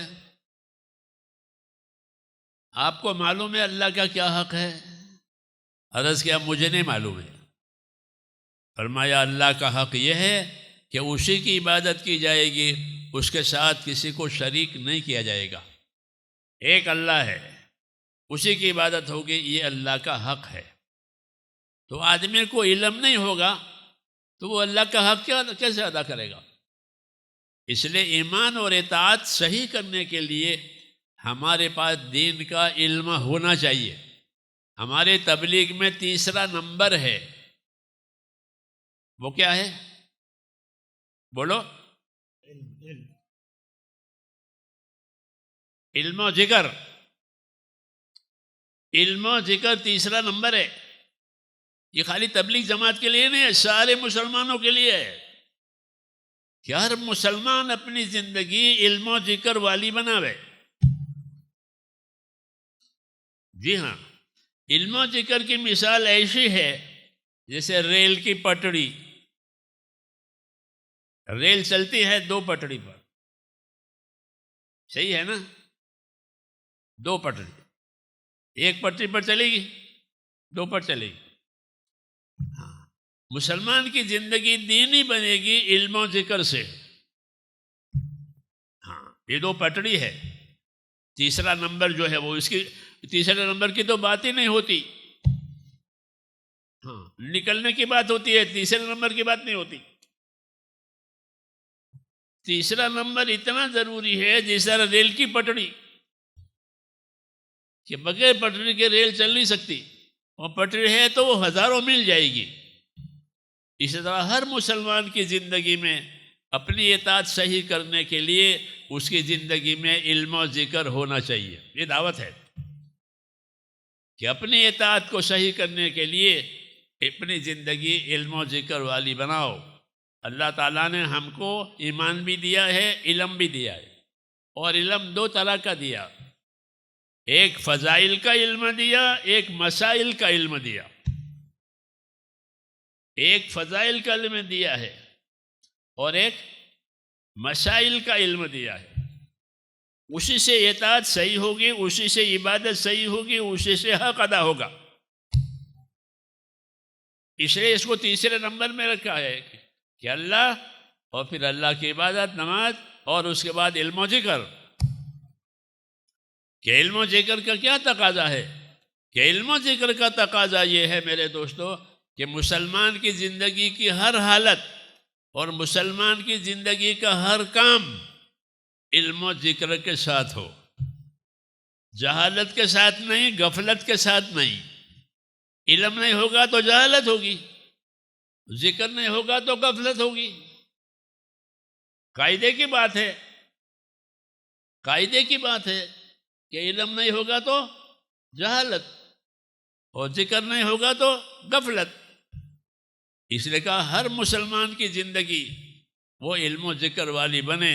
जब वो कोई काम करे तो ये देखे कि मुझे अल्लाह ने क्या हुक्म दिया है, मुझे अल्लाह ने इस काम में क्या हुक्म दिया है, और इस हुक्म के पूरा करने का नबी ने क्या तरीका बताया है, ये देखे फिर वो काम करे। तो ये इल्म ज़िक्र ऐसा हो गया जैसे रेल की पटड़ी, कि रेल बगैर पटड़ी के चल नहीं सकती। इसलिए ईमानी ज़िंदगी, इस्लामी ज़िंदगी बगैर इल्म ज़िक्र के नहीं हो सकती। इल्म ज़िक्र के साथ ही ईमानी और इस्लामी ज़िंदगी होगी। कि जो काम आवे उस पहले देखे इसमें खुदा का क्या हुक्म है और उस हुक्म के पूरा करना नबी ने क्या तरीका बताया है, फिर उसकी क्या फजीलत है कि अगर मैंने ये अमल किया तो मुझे क्या मिलेगा और नहीं करूँगा तो क्या सज़ा होगी। ये इल्म ज़िक्र का मतलब है। जो तीसरा नंबर हमारा है, इल्म ज़िक्र का ये मतलब है कि हमको फ़ज़ाइल का भी इल्म दिया है, मसाइल यानी तरीक़ों का भी इल्म दिया है, दोनों। इसलिए दीन सीखने के लिए फ़ज़ाइल का इल्म भी हो, ताकि हर मुसलमान को अपने अमल की कीमत मालूम हो जाए कि मेरे अमल की क्या कीमत है। हर ताजिर जब कोई आइटम बेचता है तो वो जानता है कि इस आइटम की क्या कीमत है, इस पर क्या नफ़ा मिलेगा। ऐसा कोई ताजिर नहीं कि कोई चीज़ बेचे और उसको खबर नहीं क्या नफ़ा है क्या नुकसान है, ऐसा है? ऐसा कोई ताजिर नहीं। हर ताजिर देखता है क्या नफ़ा हुआ, कितने में आया था ये, वो कितने में गया है, नफ़ा नुकसान। तो ऐसा हर मुसलमान अपनी ज़िंदगी के नफ़े नुकसान को देखे कि फ़ज़ाइल का इल्म याद होगा तो नफ़ा सामने होगा, मसाइल का इल्म याद होगा तो तरीक़ा सामने होगा। फ़ज़ाइल का इल्म याद होगा तो नफ़ा सामने होगा, मसाइल का इल्म याद होगा तो तरीक़ा सामने होगा। तो मुसलमान तो फजीलत वाला भी है, तरीक़ों वाला भी है। इल्म ज़िक्र का ये मतलब है। അതുകൊണ്ട് ഇത്താഅത്ത് ഉണ്ടായിത്തീരണമെങ്കിൽ ഇൽമ് വളരെ പ്രധാനപ്പെട്ടതാണ്. അതിനെക്കുറിച്ച് അറിയുക. ഇത്താഅത്ത് എന്ന് പറഞ്ഞാൽ അനുസരണയാണ്. പക്ഷേ ഈ അനുസരണ എങ്ങനെ അനുസരിക്കണം, എന്താണ് അനുസരിക്കേണ്ടത്, എന്താണ് ചെയ്യേണ്ടത്, ഈ കാര്യം ഇൽമിൽ കൂടി, അറിവിൽ കൂടിയാണ്, അള്ളാഹുവിൻ്റെ ഭാഗത്തുള്ള ഇൽമ്, അതിൽ കൂടിയാണ് നമുക്ക് മനസ്സിലാക്കാൻ സാധിക്കുന്നത്. അതുകൊണ്ട് ജീവിതത്തിൽ വളരെ പ്രധാനപ്പെട്ട രണ്ട് കാര്യം, ഒന്ന് ഈമാനും ഒന്ന് ഇൽമുമാണ്. ഒന്ന് വിശ്വാസം ശരിയാകണം, അള്ളാഹുമായിട്ടുള്ള ബന്ധം, അതിൽ കൂടി ഇത്താഅത്ത് നമ്മുടെ ജീവിതത്തിൽ ഉണ്ടാകണം. പക്ഷേ ഇത്താഅത്ത് ശരിയാണോ എങ്കിൽ, അനുസരിച്ച് ജീവിക്കണമെങ്കിൽ നമ്മളത് അറിയണം. എന്താണ് അനുസരണ, എങ്ങനെയാണ് അനുസരിക്കേണ്ടത്, അള്ളാഹുവിനുള്ള കടമകൾ എന്താണ്, ഈമാനും ഈമാനിൽ കൂടി ഉണ്ടായിത്തീരുന്ന കടമകളും ഇതെല്ലാം അറിയണമെങ്കിൽ ഇൽമ് ആവശ്യമാണ്. ഒരു പ്രാവശ്യം ബഹുമാനപ്പെട്ട റസൂലുള്ളാഹി സ്വല്ലല്ലാഹു അലൈഹി വസല്ലം തങ്ങൾ മുആദ് റളിയല്ലാഹു തആല അൻഹുവിനോട് ചോദിക്കുകയുണ്ടായി, അല്ലയോ മുആദ്, നിങ്ങൾക്ക് അള്ളാഹുവിനോടുള്ള കടമ എന്താണ് നിങ്ങൾക്കറിയാമോ? അവൻ്റെ അടിമകളുടെ മേൽ അള്ളാഹുവിനോടുള്ള കടമകൾ, അടിമകൾക്ക് അള്ളാഹുവിനോടുള്ള കടമകൾ അതെന്താണെന്ന് അറിയാമോ? മുആദ് റളിയല്ലാഹു തആല അൻഹു പറഞ്ഞു, തങ്ങളെ പറഞ്ഞു തന്നാലും. റസൂലുള്ളാഹി സ്വല്ലല്ലാഹു അലൈഹി വസല്ലം തങ്ങൾ പറഞ്ഞു, അടിമകളുടെ മേൽ അള്ളാഹുവിനുള്ള കടമ എന്താണ്?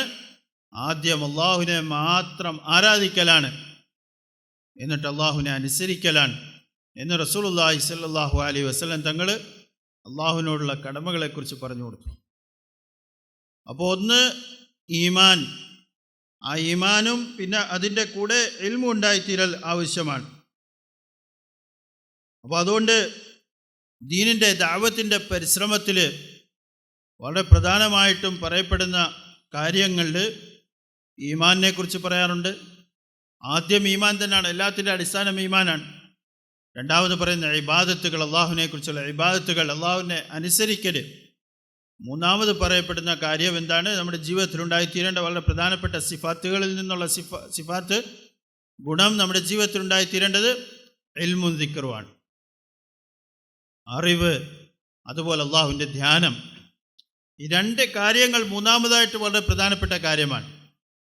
ഈ രണ്ട് കാര്യത്തെക്കുറിച്ച് പറയുന്നത്, ഒരു ഉദാഹരണം പറയുകയാണെങ്കിൽ, ഒരു ട്രെയിൻ സഞ്ചരിക്കുമ്പോൾ രണ്ട് പാളങ്ങളുടെ മേൽ കൂടിയാണ് സഞ്ചരിക്കുന്നത്.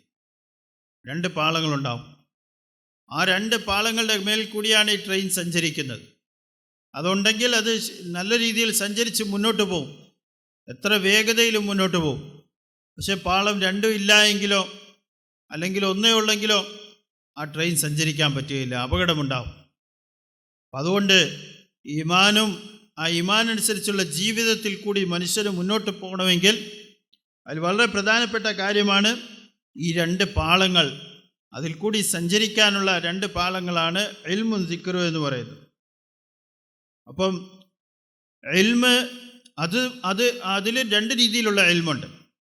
ഒന്ന് ഫളായിലിൻ്റെ ഇൽമുണ്ട്, ഒന്ന് മസായിലിൻ്റെ ഇൽമുണ്ട്. അതായത് ഒരു കാര്യത്തെക്കുറിച്ച് അറിയുമ്പോൾ ഒന്നാമത് ആ അമലിനെ കുറിച്ചുള്ള മഹത്വം മനസ്സിലാക്കുക, അതിൻ്റെ വില മനസ്സിലാക്കുക. ഈ അമൽ ചെയ്താലുള്ള ഗുണം എന്താണ്, ഈ അമലിൻ്റെ പ്രയോജനം എന്താണ്, ഈ അമലിൻ്റെ പ്രതിഫലം എന്താണ്, ഇത് മനസ്സിലാക്കാം. രണ്ടാമത് ആ അമൽ ചെയ്ത അത് അള്ളാഹുവിനെ അനുസരണക്കേട് കാണിച്ചാലുള്ള നഷ്ടം എന്താണ്, അപ്പം അതിൻ്റെ ഗുണവും ദോഷവും മനസ്സിലാക്കുക. ഇത് ഒരു ഇൽമാണ്. അത് മനസ്സിലാക്കുക എന്നുള്ള ഒരു അറിവാണ്. അതുകൊണ്ടാണ് ഇൽമിൻ്റെ വിഷയത്തിലും രണ്ട് കാര്യങ്ങളാണ്. ഒന്ന് ഫളായിലിൻ്റെ ഇൽമ് എന്ന് പറഞ്ഞാൽ ഈ താഅത്തിൽ കൂടി അനുസരണയിൽ കൂടി മനുഷ്യൻ ചെയ്യുന്ന അമലുകൾ, ആ അനുസരണ അത് ചെയ്താലുണ്ടാകുന്ന ഗുണവും അതിൻ്റെ വിലയും മനസ്സിലാക്കി ചെയ്യാം. പിന്നെ രണ്ടാമത്തെ കാര്യം എന്താണ്, മസായിലിൻ്റെ ഇൽമാണ്. അതായത് ആ കാര്യത്തിൻ്റെ പ്രതിഫലം മനസ്സിലാക്കി, പക്ഷേ ഇനി അതെങ്ങനെയാണ് അമൽ ചെയ്യേണ്ടത്, അതിൻ്റെ രൂപവും കാര്യങ്ങളും മസായിലിൽ കൂടി മനസ്സിലാക്കാൻ സാധിക്കും. അപ്പോൾ ഈ രണ്ട് രീതിയിലുള്ള ഇൽമും ആവശ്യമാണ്, അതിൻ്റെ കൂടെ ദിക്റും ആവശ്യമാണ്. ഈ രണ്ട് കാര്യങ്ങളുണ്ടാകുമ്പോൾ വേറെ രണ്ട് കാര്യങ്ങൾ നമ്മുടെ ജീവിതത്തിൽ നിന്ന് ഇല്ലാതാവും. കാരണം മനുഷ്യൻ്റെ ജീവിതത്തിൽ സാധാരണ ഉണ്ടാകുന്ന രണ്ട് കാര്യങ്ങളാണ്, ഒന്ന് ജഹാലത്തും ഒന്ന് ഗഫലത്തും. പലപ്പോഴും മനുഷ്യൻ ജഹാലത്ത് പല കാര്യങ്ങളിലും ദീൻ്റെ പ്രധാനപ്പെട്ട പല കാര്യങ്ങളും അറിയാതിരിക്കും. അതിനെക്കുറിച്ച് പറയുന്ന ജഹാലത്ത് എന്നാണ്, അജ്ഞതയാണ്, അറിവില്ലാത്ത അവസ്ഥ. നമ്മൾ ജഹാലത്തും ഉണ്ടാകാൻ പാടില്ല, ഗഫലത്തും ഉണ്ടാകാൻ പാടില്ല. ഗഫലത്ത് എന്ന് പറഞ്ഞാൽ അശ്രദ്ധമായ ജീവിതത്തെക്കുറിച്ച് നമ്മൾ ഒരു അശ്രദ്ധമായി ജീവിക്കുക, ഗഫലത്തോടു കൂടി ജീവിക്കുക. നേരെ മറിച്ച് ഒരു മുഅ്മിനെ സംബന്ധിച്ചിടത്തോളം അവൻ അള്ളാഹുവിൻ്റെ സ്മരണയോടുകൂടി, ചിന്തയോടുകൂടി, ദിക്റോടു കൂടിയാണ് അവൻ്റെ ജീവിതം ഉണ്ടായിത്തീരുന്നത്. അപ്പോൾ ഇൽമും ദിക്റും ജീവിതത്തിലുണ്ടാകുമ്പോൾ ജീവിതത്തിൽ നിന്നും ജഹാലത്ത് ഒഴിവാവും, അജ്ഞതയും അറിവില്ലായ്മയും ഒഴിവാകും, അതേപോലെ ഗഫലത്തും ഒഴിവാകാൻ കാരണമായിത്തീരും. അപ്പം അതുകൊണ്ട് ഈ രണ്ട് കാര്യങ്ങൾ വളരെ പ്രധാനപ്പെട്ടതാണ്. നമ്മുടെ ദഅവത്തിൻ്റെ മുബാറക്കായ പരിശ്രമത്തിൽ നമ്മുടെ ജീവിതത്തിൽ ഉണ്ടാക്കി തീർക്കാൻ വേണ്ടി പറയപ്പെടുന്ന കാര്യങ്ങൾ, ഈമാന്, ഇബാദത്ത്, ഇൽമ്, ദിക്ർ, ഇതെല്ലാം വളരെ പ്രധാനപ്പെട്ടതാണ്. കാരണം നമ്മുടെ ജീവിതത്തിൽ ഓരോ വിഷയത്തിൻ്റെ, ഓരോ അമലിൻ്റെ വില മനസ്സിലാക്കുക ഒരു മുഅ്മിനെ, ഒരു മുസ്ലിമിനെ സംബന്ധിച്ചിടത്തോളം അവൻ്റെ ദീനിൻ്റെ വില മനസ്സിലാക്കൽ ആവശ്യമാണ്. ഉദാഹരണം പറയുണ്ടായി, ഒരു കച്ചവടക്കാരന് തൻ്റെ കച്ചവട ചരക്കുകളുടെ വില അറിയാമായിരിക്കും. എല്ലാവർക്കും അറിയാം, ഞാൻ എത്ര രൂപയ്ക്ക് വാങ്ങിച്ചു, ഇതിൻ്റെ വില എന്താണ്, എന്ത് വിലയ്ക്ക് വിറ്റു, അത് വിറ്റപ്പോൾ എന്ത് ലാഭം എനിക്കുണ്ടായി. ഇത് ഓരോ കച്ചവടക്കാരനും ആവശ്യം, വളരെ പ്രധാനപ്പെട്ട കാര്യമാണ്. ഒരു കച്ചവടക്കാരൻ അയാൾ സാധനം വിൽക്കുന്നു, പക്ഷേ അയാൾക്ക് അറിഞ്ഞുകൂടാ ഇതിൻ്റെ വില എന്താണ്. അപ്പോൾ എന്ത് വിലയ്ക്ക് വിൽക്കും? അപ്പോൾ വിൽക്കുമ്പോൾ ചിലപ്പോൾ നഷ്ടത്തിലായിരിക്കും. ഒന്നും ആ മനുഷ്യന് അതിൻ്റെ ലാഭം എന്താണ്, അതിൻ്റെ നഷ്ടം എന്താണെന്നൊന്നും ആ മനുഷ്യന് മനസ്സിലാക്കാൻ സാധിക്കില്ല. അപ്പോൾ ഒരു യഥാർത്ഥ കച്ചവടക്കാരൻ ആരായിരിക്കും? അയാൾക്ക് അയാളുടെ വസ്തുക്കളുടെ, അയാളുടെ ചരക്കിൻ്റെ ഓരോന്നിൻ്റെയും വില അറിയാം, അതിൻ്റെ കൂടെ ആ കച്ചവടത്തിൽ കൂടി ഉണ്ടാകുന്ന ലാഭവും അറിയാം. ഈ രണ്ട് കാര്യങ്ങളും മനസ്സിലാക്കുന്ന കച്ചവടക്കാരനാണ് ശരിയായ കച്ചവടക്കാരൻ. ഇനി ഇതൊന്നും അറിയാതെ ഒരാൾ കച്ചവടം ചെയ്താൽ എന്തായിരിക്കും അവസ്ഥ? ഇതേപോലെ തന്നെയാണ് ഒരു മുഅ്മിൻ, ഒരു മുസ്ലിം തൻ്റെ ജീവിതത്തിൽ അള്ളാഹുവിനെ അനുസരിച്ച് ജീവിക്കുന്നതിൽ അതിൻ്റെ ഗുണം എന്താണ്, അത് ചെയ്തില്ലെങ്കിലുള്ള ദോഷം എന്താണ്, ഇത് മനസ്സിലാക്കുക എന്നുള്ളത്, ഇത് മനസ്സിലാക്കി ജീവിക്കുക എന്നുള്ളത് വളരെ പ്രധാനപ്പെട്ടതാണ്. അപ്പോൾ അതുകൊണ്ട് ഇത്താഅത്ത്, ഈമാന്, ആ ഈമാൻ അനുസരിച്ചുള്ള ജീവിതം, അതിന് ഇത് രണ്ടും മുന്നോട്ട് പോകണമെങ്കിൽ വളരെ പ്രധാനപ്പെട്ട കാര്യമാണ് ഇൽമും ദിക്റും. ഈ രണ്ട് കാര്യങ്ങളുണ്ടാകാൻ, എപ്രകാരം ഒരു ട്രെയിൻ സഞ്ചരിക്കണമെങ്കിൽ അതിന് രണ്ട് പാളങ്ങൾ ശരിയായ രീതിയിൽ ഉണ്ടാകൽ ആവശ്യമാണോ, ഇതേപോലെ തന്നെ നമ്മുടെ ഈമാനിയായ ജീവിതം, ദീനിയായ ജീവിതം, അത് മുന്നോട്ട് ശരിയായ രീതിയിൽ പോകണമെങ്കിൽ അതിന് ഇൽമിൻ്റെയും ദിക്റിൻ്റെയും രണ്ട് ഗുണങ്ങൾ ഉണ്ടായിത്തീരൽ വളരെ പ്രധാനപ്പെട്ട കാര്യമാണ്. जो इल्म फ़ज़ाइल का हमको दिया है वो आसान है और वो मुक़द्दम भी है पहले फ़ज़ाइल का इल्म हासिल करो फ़ज़ाइल की किताबों से, और जो इल्म मसाइल का है वो उलमाए किराम से पूछो. ये हमारा तरीक़ा है. हलाल है, हराम है, वाजिब है, मना है, ये मसाइल कहलाते हैं. मसाइल के इल्म के लिए उलमा की तरफ रुजू करो, वो बताएंगे. हाँ, वो बताएंगे मसाइल का इल्म. और जो फ़ज़ाइल का इल्म है वो अल्लाह के रास्ते में निकल कर, जमातों में निकल कर, अपने घरों में, मस्जिदों में, हलकों में फ़ज़ाइल का इल्म हासिल करें. फ़ज़ाइल के इल्म से यकीन पैदा होता है, खौफ खुदा पैदा होता है, अमल करने का जज्बा बनता है. जब अमल करने का जज्बा बने तो सही अमल उलमा से पूछो कि इस अमल का सही तरीका क्या है, सिद्धा करने का सही तरीका क्या है, रुकू करने का सही तरीका क्या है, माल में कितनी ज़कात वाजिब होती है, रोज़ा किन चीज़ों से टूट जाता है. ये बातें उलमा व किराम बताएंगे. मसाइल और दोनों बातें होना ज़रूरी है. फ़ज़ाइल का होना इसलिए ज़रूरी है कि अमल का यकीन पैदा हो जाए, अमल का शौक़ पैदा हो, नाफरमानी का खौफ पैदा हो. और मसाइल का इल्म इसलिए ज़रूरी है कि तरीक़ा सही हो जाए. तरीक़ा सही होने के लिए अहले इल्म से पूछो. फ़स्अलू अहल ज़िक्र इन कुन्तुम ला तालमून. अगर तुम नहीं जानते हो तो जानने वालों से पूछ लिया करो. जैसे दुनिया में पूछते हो, वकीलों से पूछते हो, डॉक्टरों से पूछते हो, बिल्डरों से पूछते हो. पूछते नहीं पूछते कि मकान कैसे बनेगा, बिल्डर से पूछेंगे. कोई केस कोर्ट है तो वकील से पूछेंगे, तो इलाज दवा है तो डॉक्टर से पूछेंगे. ऐसे ही अपने उलमा से पूछो ताकि वो अमल करने का सही तरीका बतावे. इससे ज़िंदगी इल्म ज़िक्र वाली बनेगी, नहीं तो कैसे बनेगी. അതുകൊണ്ട് ഈ രണ്ട് ഇൽമും വളരെ പ്രധാനപ്പെട്ടതാണ്. ഒന്ന് ഫദായിലിൻ്റെ ഇൽമ്, അത് വളരെ പ്രധാനമുള്ളതാണ്. ഈ ഫദായിലിൻ്റെ ഇൽമ് നമ്മൾ അള്ളാഹുവിൻ്റെ ദീൻ്റെ വഴിയിൽ പുറപ്പെട്ടും നാട്ടിലും നമ്മൾ ഫദായിലിൻ്റെ കിതാബിൽ കൂടി ഖുർആൻ്റെ ആയത്തുകൾ, ഹദീസുകളെല്ലാം അടങ്ങുന്ന അമലുകളുടെ മഹത്വങ്ങൾ നമ്മൾ വായിച്ച് കേട്ട് നമ്മുടെ ജീവിതത്തിൽ അതിനെക്കുറിച്ചുള്ള മഹത്വം ഉണ്ടാവും, അതിൻ്റെ വില നമ്മളിലുണ്ടാവും, അതിൻ്റെ ആഗ്രഹം നമ്മുടെ മനസ്സുകളിലുണ്ടാവും, താല്പര്യം ഉണ്ടാവും. കാരണം അമലുകളുടെ താല്പര്യം ഉണ്ടായാൽ വളരെ പ്രധാനപ്പെട്ടതാണ്. താല്പര്യം ഉണ്ടായാലേ മനുഷ്യന് ചെയ്യാൻ തയ്യാറാവുള്ളൂ. അപ്പോൾ അമലുകളുടെ വില, അതിൻ്റെ മഹത്വം, അതിൻ്റെ പ്രതിഫലം, അതിൻ്റെ ഗുണം ഇതെല്ലാം മനസ്സിലായി കഴിയുമ്പോൾ മനുഷ്യനതിന് താല്പര്യം മനുഷ്യൻ്റെ മനസ്സിലുണ്ടായിത്തീരും. അപ്പോൾ ഈ ഫദായിലിൻ്റെ താലീമിൻ്റെ ഫദായിലിൻ്റെ കിതാബുകളിൽ കൂടി നമ്മൾ കേട്ട് കേട്ട് കേട്ട് ഈ വിഷയങ്ങൾ, ഇതിൻ്റെ ആഗ്രഹങ്ങൾ നമ്മുടെ മനസ്സിലുണ്ടാക്കി തീർക്കുക. അതുകൊണ്ട് അത് എളുപ്പമാണ്. ഇപ്പോൾ താലീമിൻ്റെ മജ്ലിസുകളിൽ നമ്മൾ ഫദായിലിൻ്റെ കിതാബ് വായിച്ച് ആർക്കും വായിക്കാൻ പറ്റും, വളരെ എളുപ്പത്തിൽ എല്ലാവർക്കും അത് കൈകാര്യം ചെയ്യാൻ പറ്റുന്ന രീതിയിലാണ്. എന്നാൽ പിന്നെ അമൽ ചെയ്യുമ്പോൾ അത് ശരിയായി തീരണം. അപ്പോൾ അമൽ ശരിയായി തീരാൻ വേണ്ടി മസായിലിൻ്റെ ഇൽമു വളരെ പ്രധാനപ്പെട്ടതാണ്. അതായത് അത് എങ്ങനെ ചെയ്യണം, നമസ്കാരം എങ്ങനെ നമസ്കരിക്കണം, അതിൻ്റെ സമയം, അതിൻ്റെ റുക്കു, അതിൻ്റെ സുജൂദ്, അതിൻ്റെ മറ്റ് ഖിറാഅത്ത്, ഓരോ കാര്യങ്ങളെക്കുറിച്ചും നമ്മൾ അറിഞ്ഞ് ശരിയായ രീതിയിൽ ചെയ്യണം. നമസ്കാരം ശരിയാകുന്നത്, അതിൻ്റെ നിർബന്ധമായ കാര്യങ്ങൾ എന്താണ്, അതിൻ്റെ സമയം എന്താണ്, അതിൻ്റെ ഓരോ കാര്യങ്ങളെക്കുറിച്ച് മനസ്സിലാക്കൽ ആവശ്യമാണ്. ഇതേപോലെ നോമ്പ്, ആ നോമ്പിനെ കുറിച്ച് പറഞ്ഞ് അതിനെ മനസ്സിലാക്കൽ, ഏത് കാര്യങ്ങൾ കൊണ്ട് നോമ്പ് മുറിഞ്ഞു പോകുന്നു അതിനെക്കുറിച്ച് അറിയൽ, സക്കാത്ത് അതെങ്ങനെ കൊടുത്തു വിടണം, അതിൻ്റെ കണക്കെന്താണ്, അതിനെക്കുറിച്ച് അറിയൽ. ഇതേപോലെ അള്ളാഹുവിൻ്റെ കൽപ്പനകൾ അനുസരിക്കുന്ന ഓരോ അമലും, ആ അമല് എങ്ങനെ ചെയ്യണമെന്ന് നമ്മൾ അറിയാൻ സാധിക്കുന്നത് മസായിലിൻ്റെ ഇൽമിൽ കൂടിയാണ്. ഈ മസായിലിൻ്റെ ഇൽമ് കരസ്ഥമാക്കാനുള്ള വഴി എന്താണ്? അത് പഠിച്ച ഉലമാക്കളുടെ അടുക്കൽ പോയി നമ്മൾ ചോദിച്ച് നമ്മൾ പഠിക്കണം. ഓരോ കാര്യങ്ങളും നമ്മളത് മനസ്സിലാക്കണം ഉലമാക്കളിൽ നിന്നും. എന്നിട്ടത് മനസ്സിലാക്കി അത് അറിഞ്ഞ് പ്രവർത്തിക്കണം. അപ്പോൾ ഫദായിലിൽ കൂടി ആഗ്രഹവും താല്പര്യം ഉണ്ടാകുന്നു. എന്നിട്ട് മനുഷ്യൻ അമൽ ചെയ്യുമ്പോൾ അത് ശരിയാക്കി തീർക്കാൻ വേണ്ടി ഉലമാക്കളിൽ നിന്നും പഠിച്ച് മനസ്സിലാക്കി അത് ചെയ്യണം. രണ്ട് കാര്യങ്ങളും ആവശ്യമാണ്. അല്ലാഹു തആല ഖുർആൻ ഷരീഫിൽ കൂടി പറയുന്നുണ്ട്, ഫസ്അലു അഹ്ല ദിക്രി ഇൻ കുൻതും ലാ തഅലമൂൻ. നിങ്ങൾക്കറിയാൻ വയ്യാത്ത കാര്യങ്ങൾ നിങ്ങൾ അറിയാവുന്ന ആളുകളോട് ചോദിച്ച് പ്രവർത്തിക്കും. ദുനിയാവിൽ നമ്മൾ അങ്ങനെയാണ് ചെയ്യുന്നത്. ഏത് വിഷയം നമ്മുടെ ജീവിതത്തിൽ നമുക്ക് ആവശ്യം വരുന്നോ ആ വിഷയവുമായിട്ട് ബന്ധപ്പെട്ട ആളുകൾ, അസുഖം വന്നു, ഡോക്ടറുടെ അടുക്കൽ പോയി സംസാരിക്കുന്നു, അവരോട് ചികിത്സ അറിഞ്ഞ് അത് മനസ്സിലാക്കി ആ ചികിത്സ ചെയ്യുന്നു. ഒരു കേസ് വന്നു, വക്കീലിൻ്റെ അടുക്കൽ പോകുന്നു, കാരണം അവരാണ് അതിനെക്കുറിച്ച് അറിയാവുന്നവർ. അവരോട് പോയി ആ വക്കീൽ പറഞ്ഞ പോലെ ആ കേസ് കൈകാര്യം ചെയ്യുന്നു. മറ്റേതെങ്കിലും ആവശ്യം വരികയാണെങ്കിൽ ഒരു കെട്ടിടം വെക്കണം, അപ്പോൾ അതിൻ്റെ എഞ്ചിനീയർ, അത് പണിയുന്ന ആൾ, അവരോട് പോയി ചോദിക്കുന്നു, എന്നിട്ട് ആ കെട്ടിടത്തിൻ്റെ പണി നമ്മൾ പൂർത്തീകരിക്കും. ഇതേപോലെ ഓരോ കാര്യവും നമുക്കറിഞ്ഞുകൂടായെങ്കിൽ അറിയാവുന്ന ആളുകളിൽ നിന്നും നമ്മളത് മനസ്സിലാക്കി പഠിച്ച് മനസ്സിലാക്കി ചെയ്യുന്നു. ഇതേപോലെ തന്നെയാണ് ദീൻ്റെ വിഷയവും. അറിയാൻ വയ്യാത്ത കാര്യങ്ങൾ നമ്മൾ ഉലമാക്കളിൽ നിന്നും പറഞ്ഞ് മനസ്സിലാക്കി അതിനെ പഠിച്ച് മനസ്സിലാക്കി നമ്മളത് ചെയ്യണം.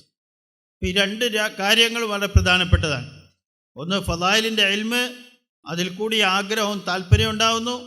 എന്നിട്ട് അത് ശരിയായ രീതിയിൽ ഉലമാക്കളോട് ചോദിച്ച് പഠിച്ച് അത് പ്രാവർത്തികമായ ജീവിതത്തിൽ കൊണ്ടുവരുന്നു.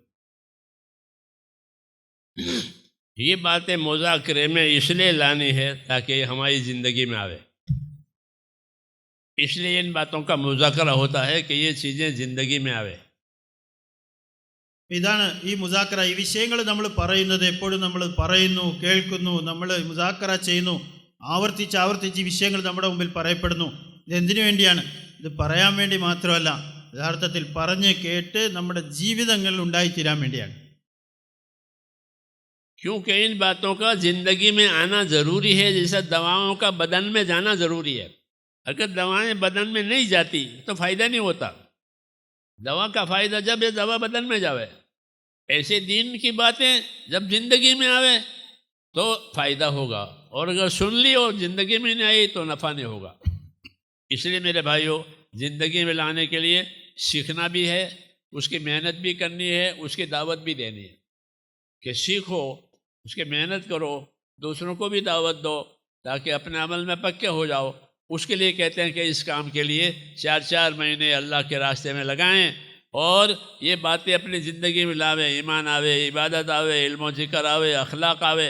इन चीज़ों को लाने के लिए अल्लाह के रास्ते में 4-4 महीनों की दावत है. इसलिए आप हजरात इरादा करें. माशाल्लाह बहुत ध्यान से बात सुनी है. और आपका इलाका तो पढ़ा लिखा इलाका है. हाँ, यहाँ लोग पढ़े लिखे हैं, जिनकी समझते भी खूब हैं. तो अब जब समझ में आ रही बात तो वो अमल में आनी चाहिए, ज़िंदगी में आनी चाहिए. इसलिए दरख्वास्त है कि 4-4 महीनों के लिए फरमाओ. उसके लिए कौन तैयार है? അതുകൊണ്ട് ഈ കാര്യങ്ങൾ പറയപ്പെടുന്നത്, മുസാക്കറ ചെയ്യപ്പെടുന്നത് ഇത് ജീവിതത്തിൽ ഉണ്ടായിത്തീരാൻ വേണ്ടിയാണ്. കാരണം ജീവിതത്തിൽ ഉണ്ടാകൽ ആവശ്യമാണ്. ചുമ്മാ പറഞ്ഞു പോയത് കൊണ്ടായില്ല. എപ്രകാരം നമ്മളൊരു ചികിത്സ ചെയ്യുമ്പോൾ മരുന്ന് കേട്ടതുകൊണ്ടോ എഴുതിയതുകൊണ്ടോ ആയില്ല. ആ മരുന്ന് ഉള്ളിലേക്ക് പോകണം. ശരീരത്തിൻ്റെ ഉള്ളിലേക്ക് ആ മരുന്ന് പോകുമ്പോഴാണ് ആ മരുന്ന് കൊണ്ടുണ്ടാകുന്ന മാറ്റം നമ്മുടെ ശരീരത്തിലുണ്ടാകുന്നത്, ചികിത്സ നടക്കുന്നത്, അസുഖം മാറുന്നത് ആ മരുന്ന് ഉള്ളിലേക്ക് പോകുമ്പോഴാണ്.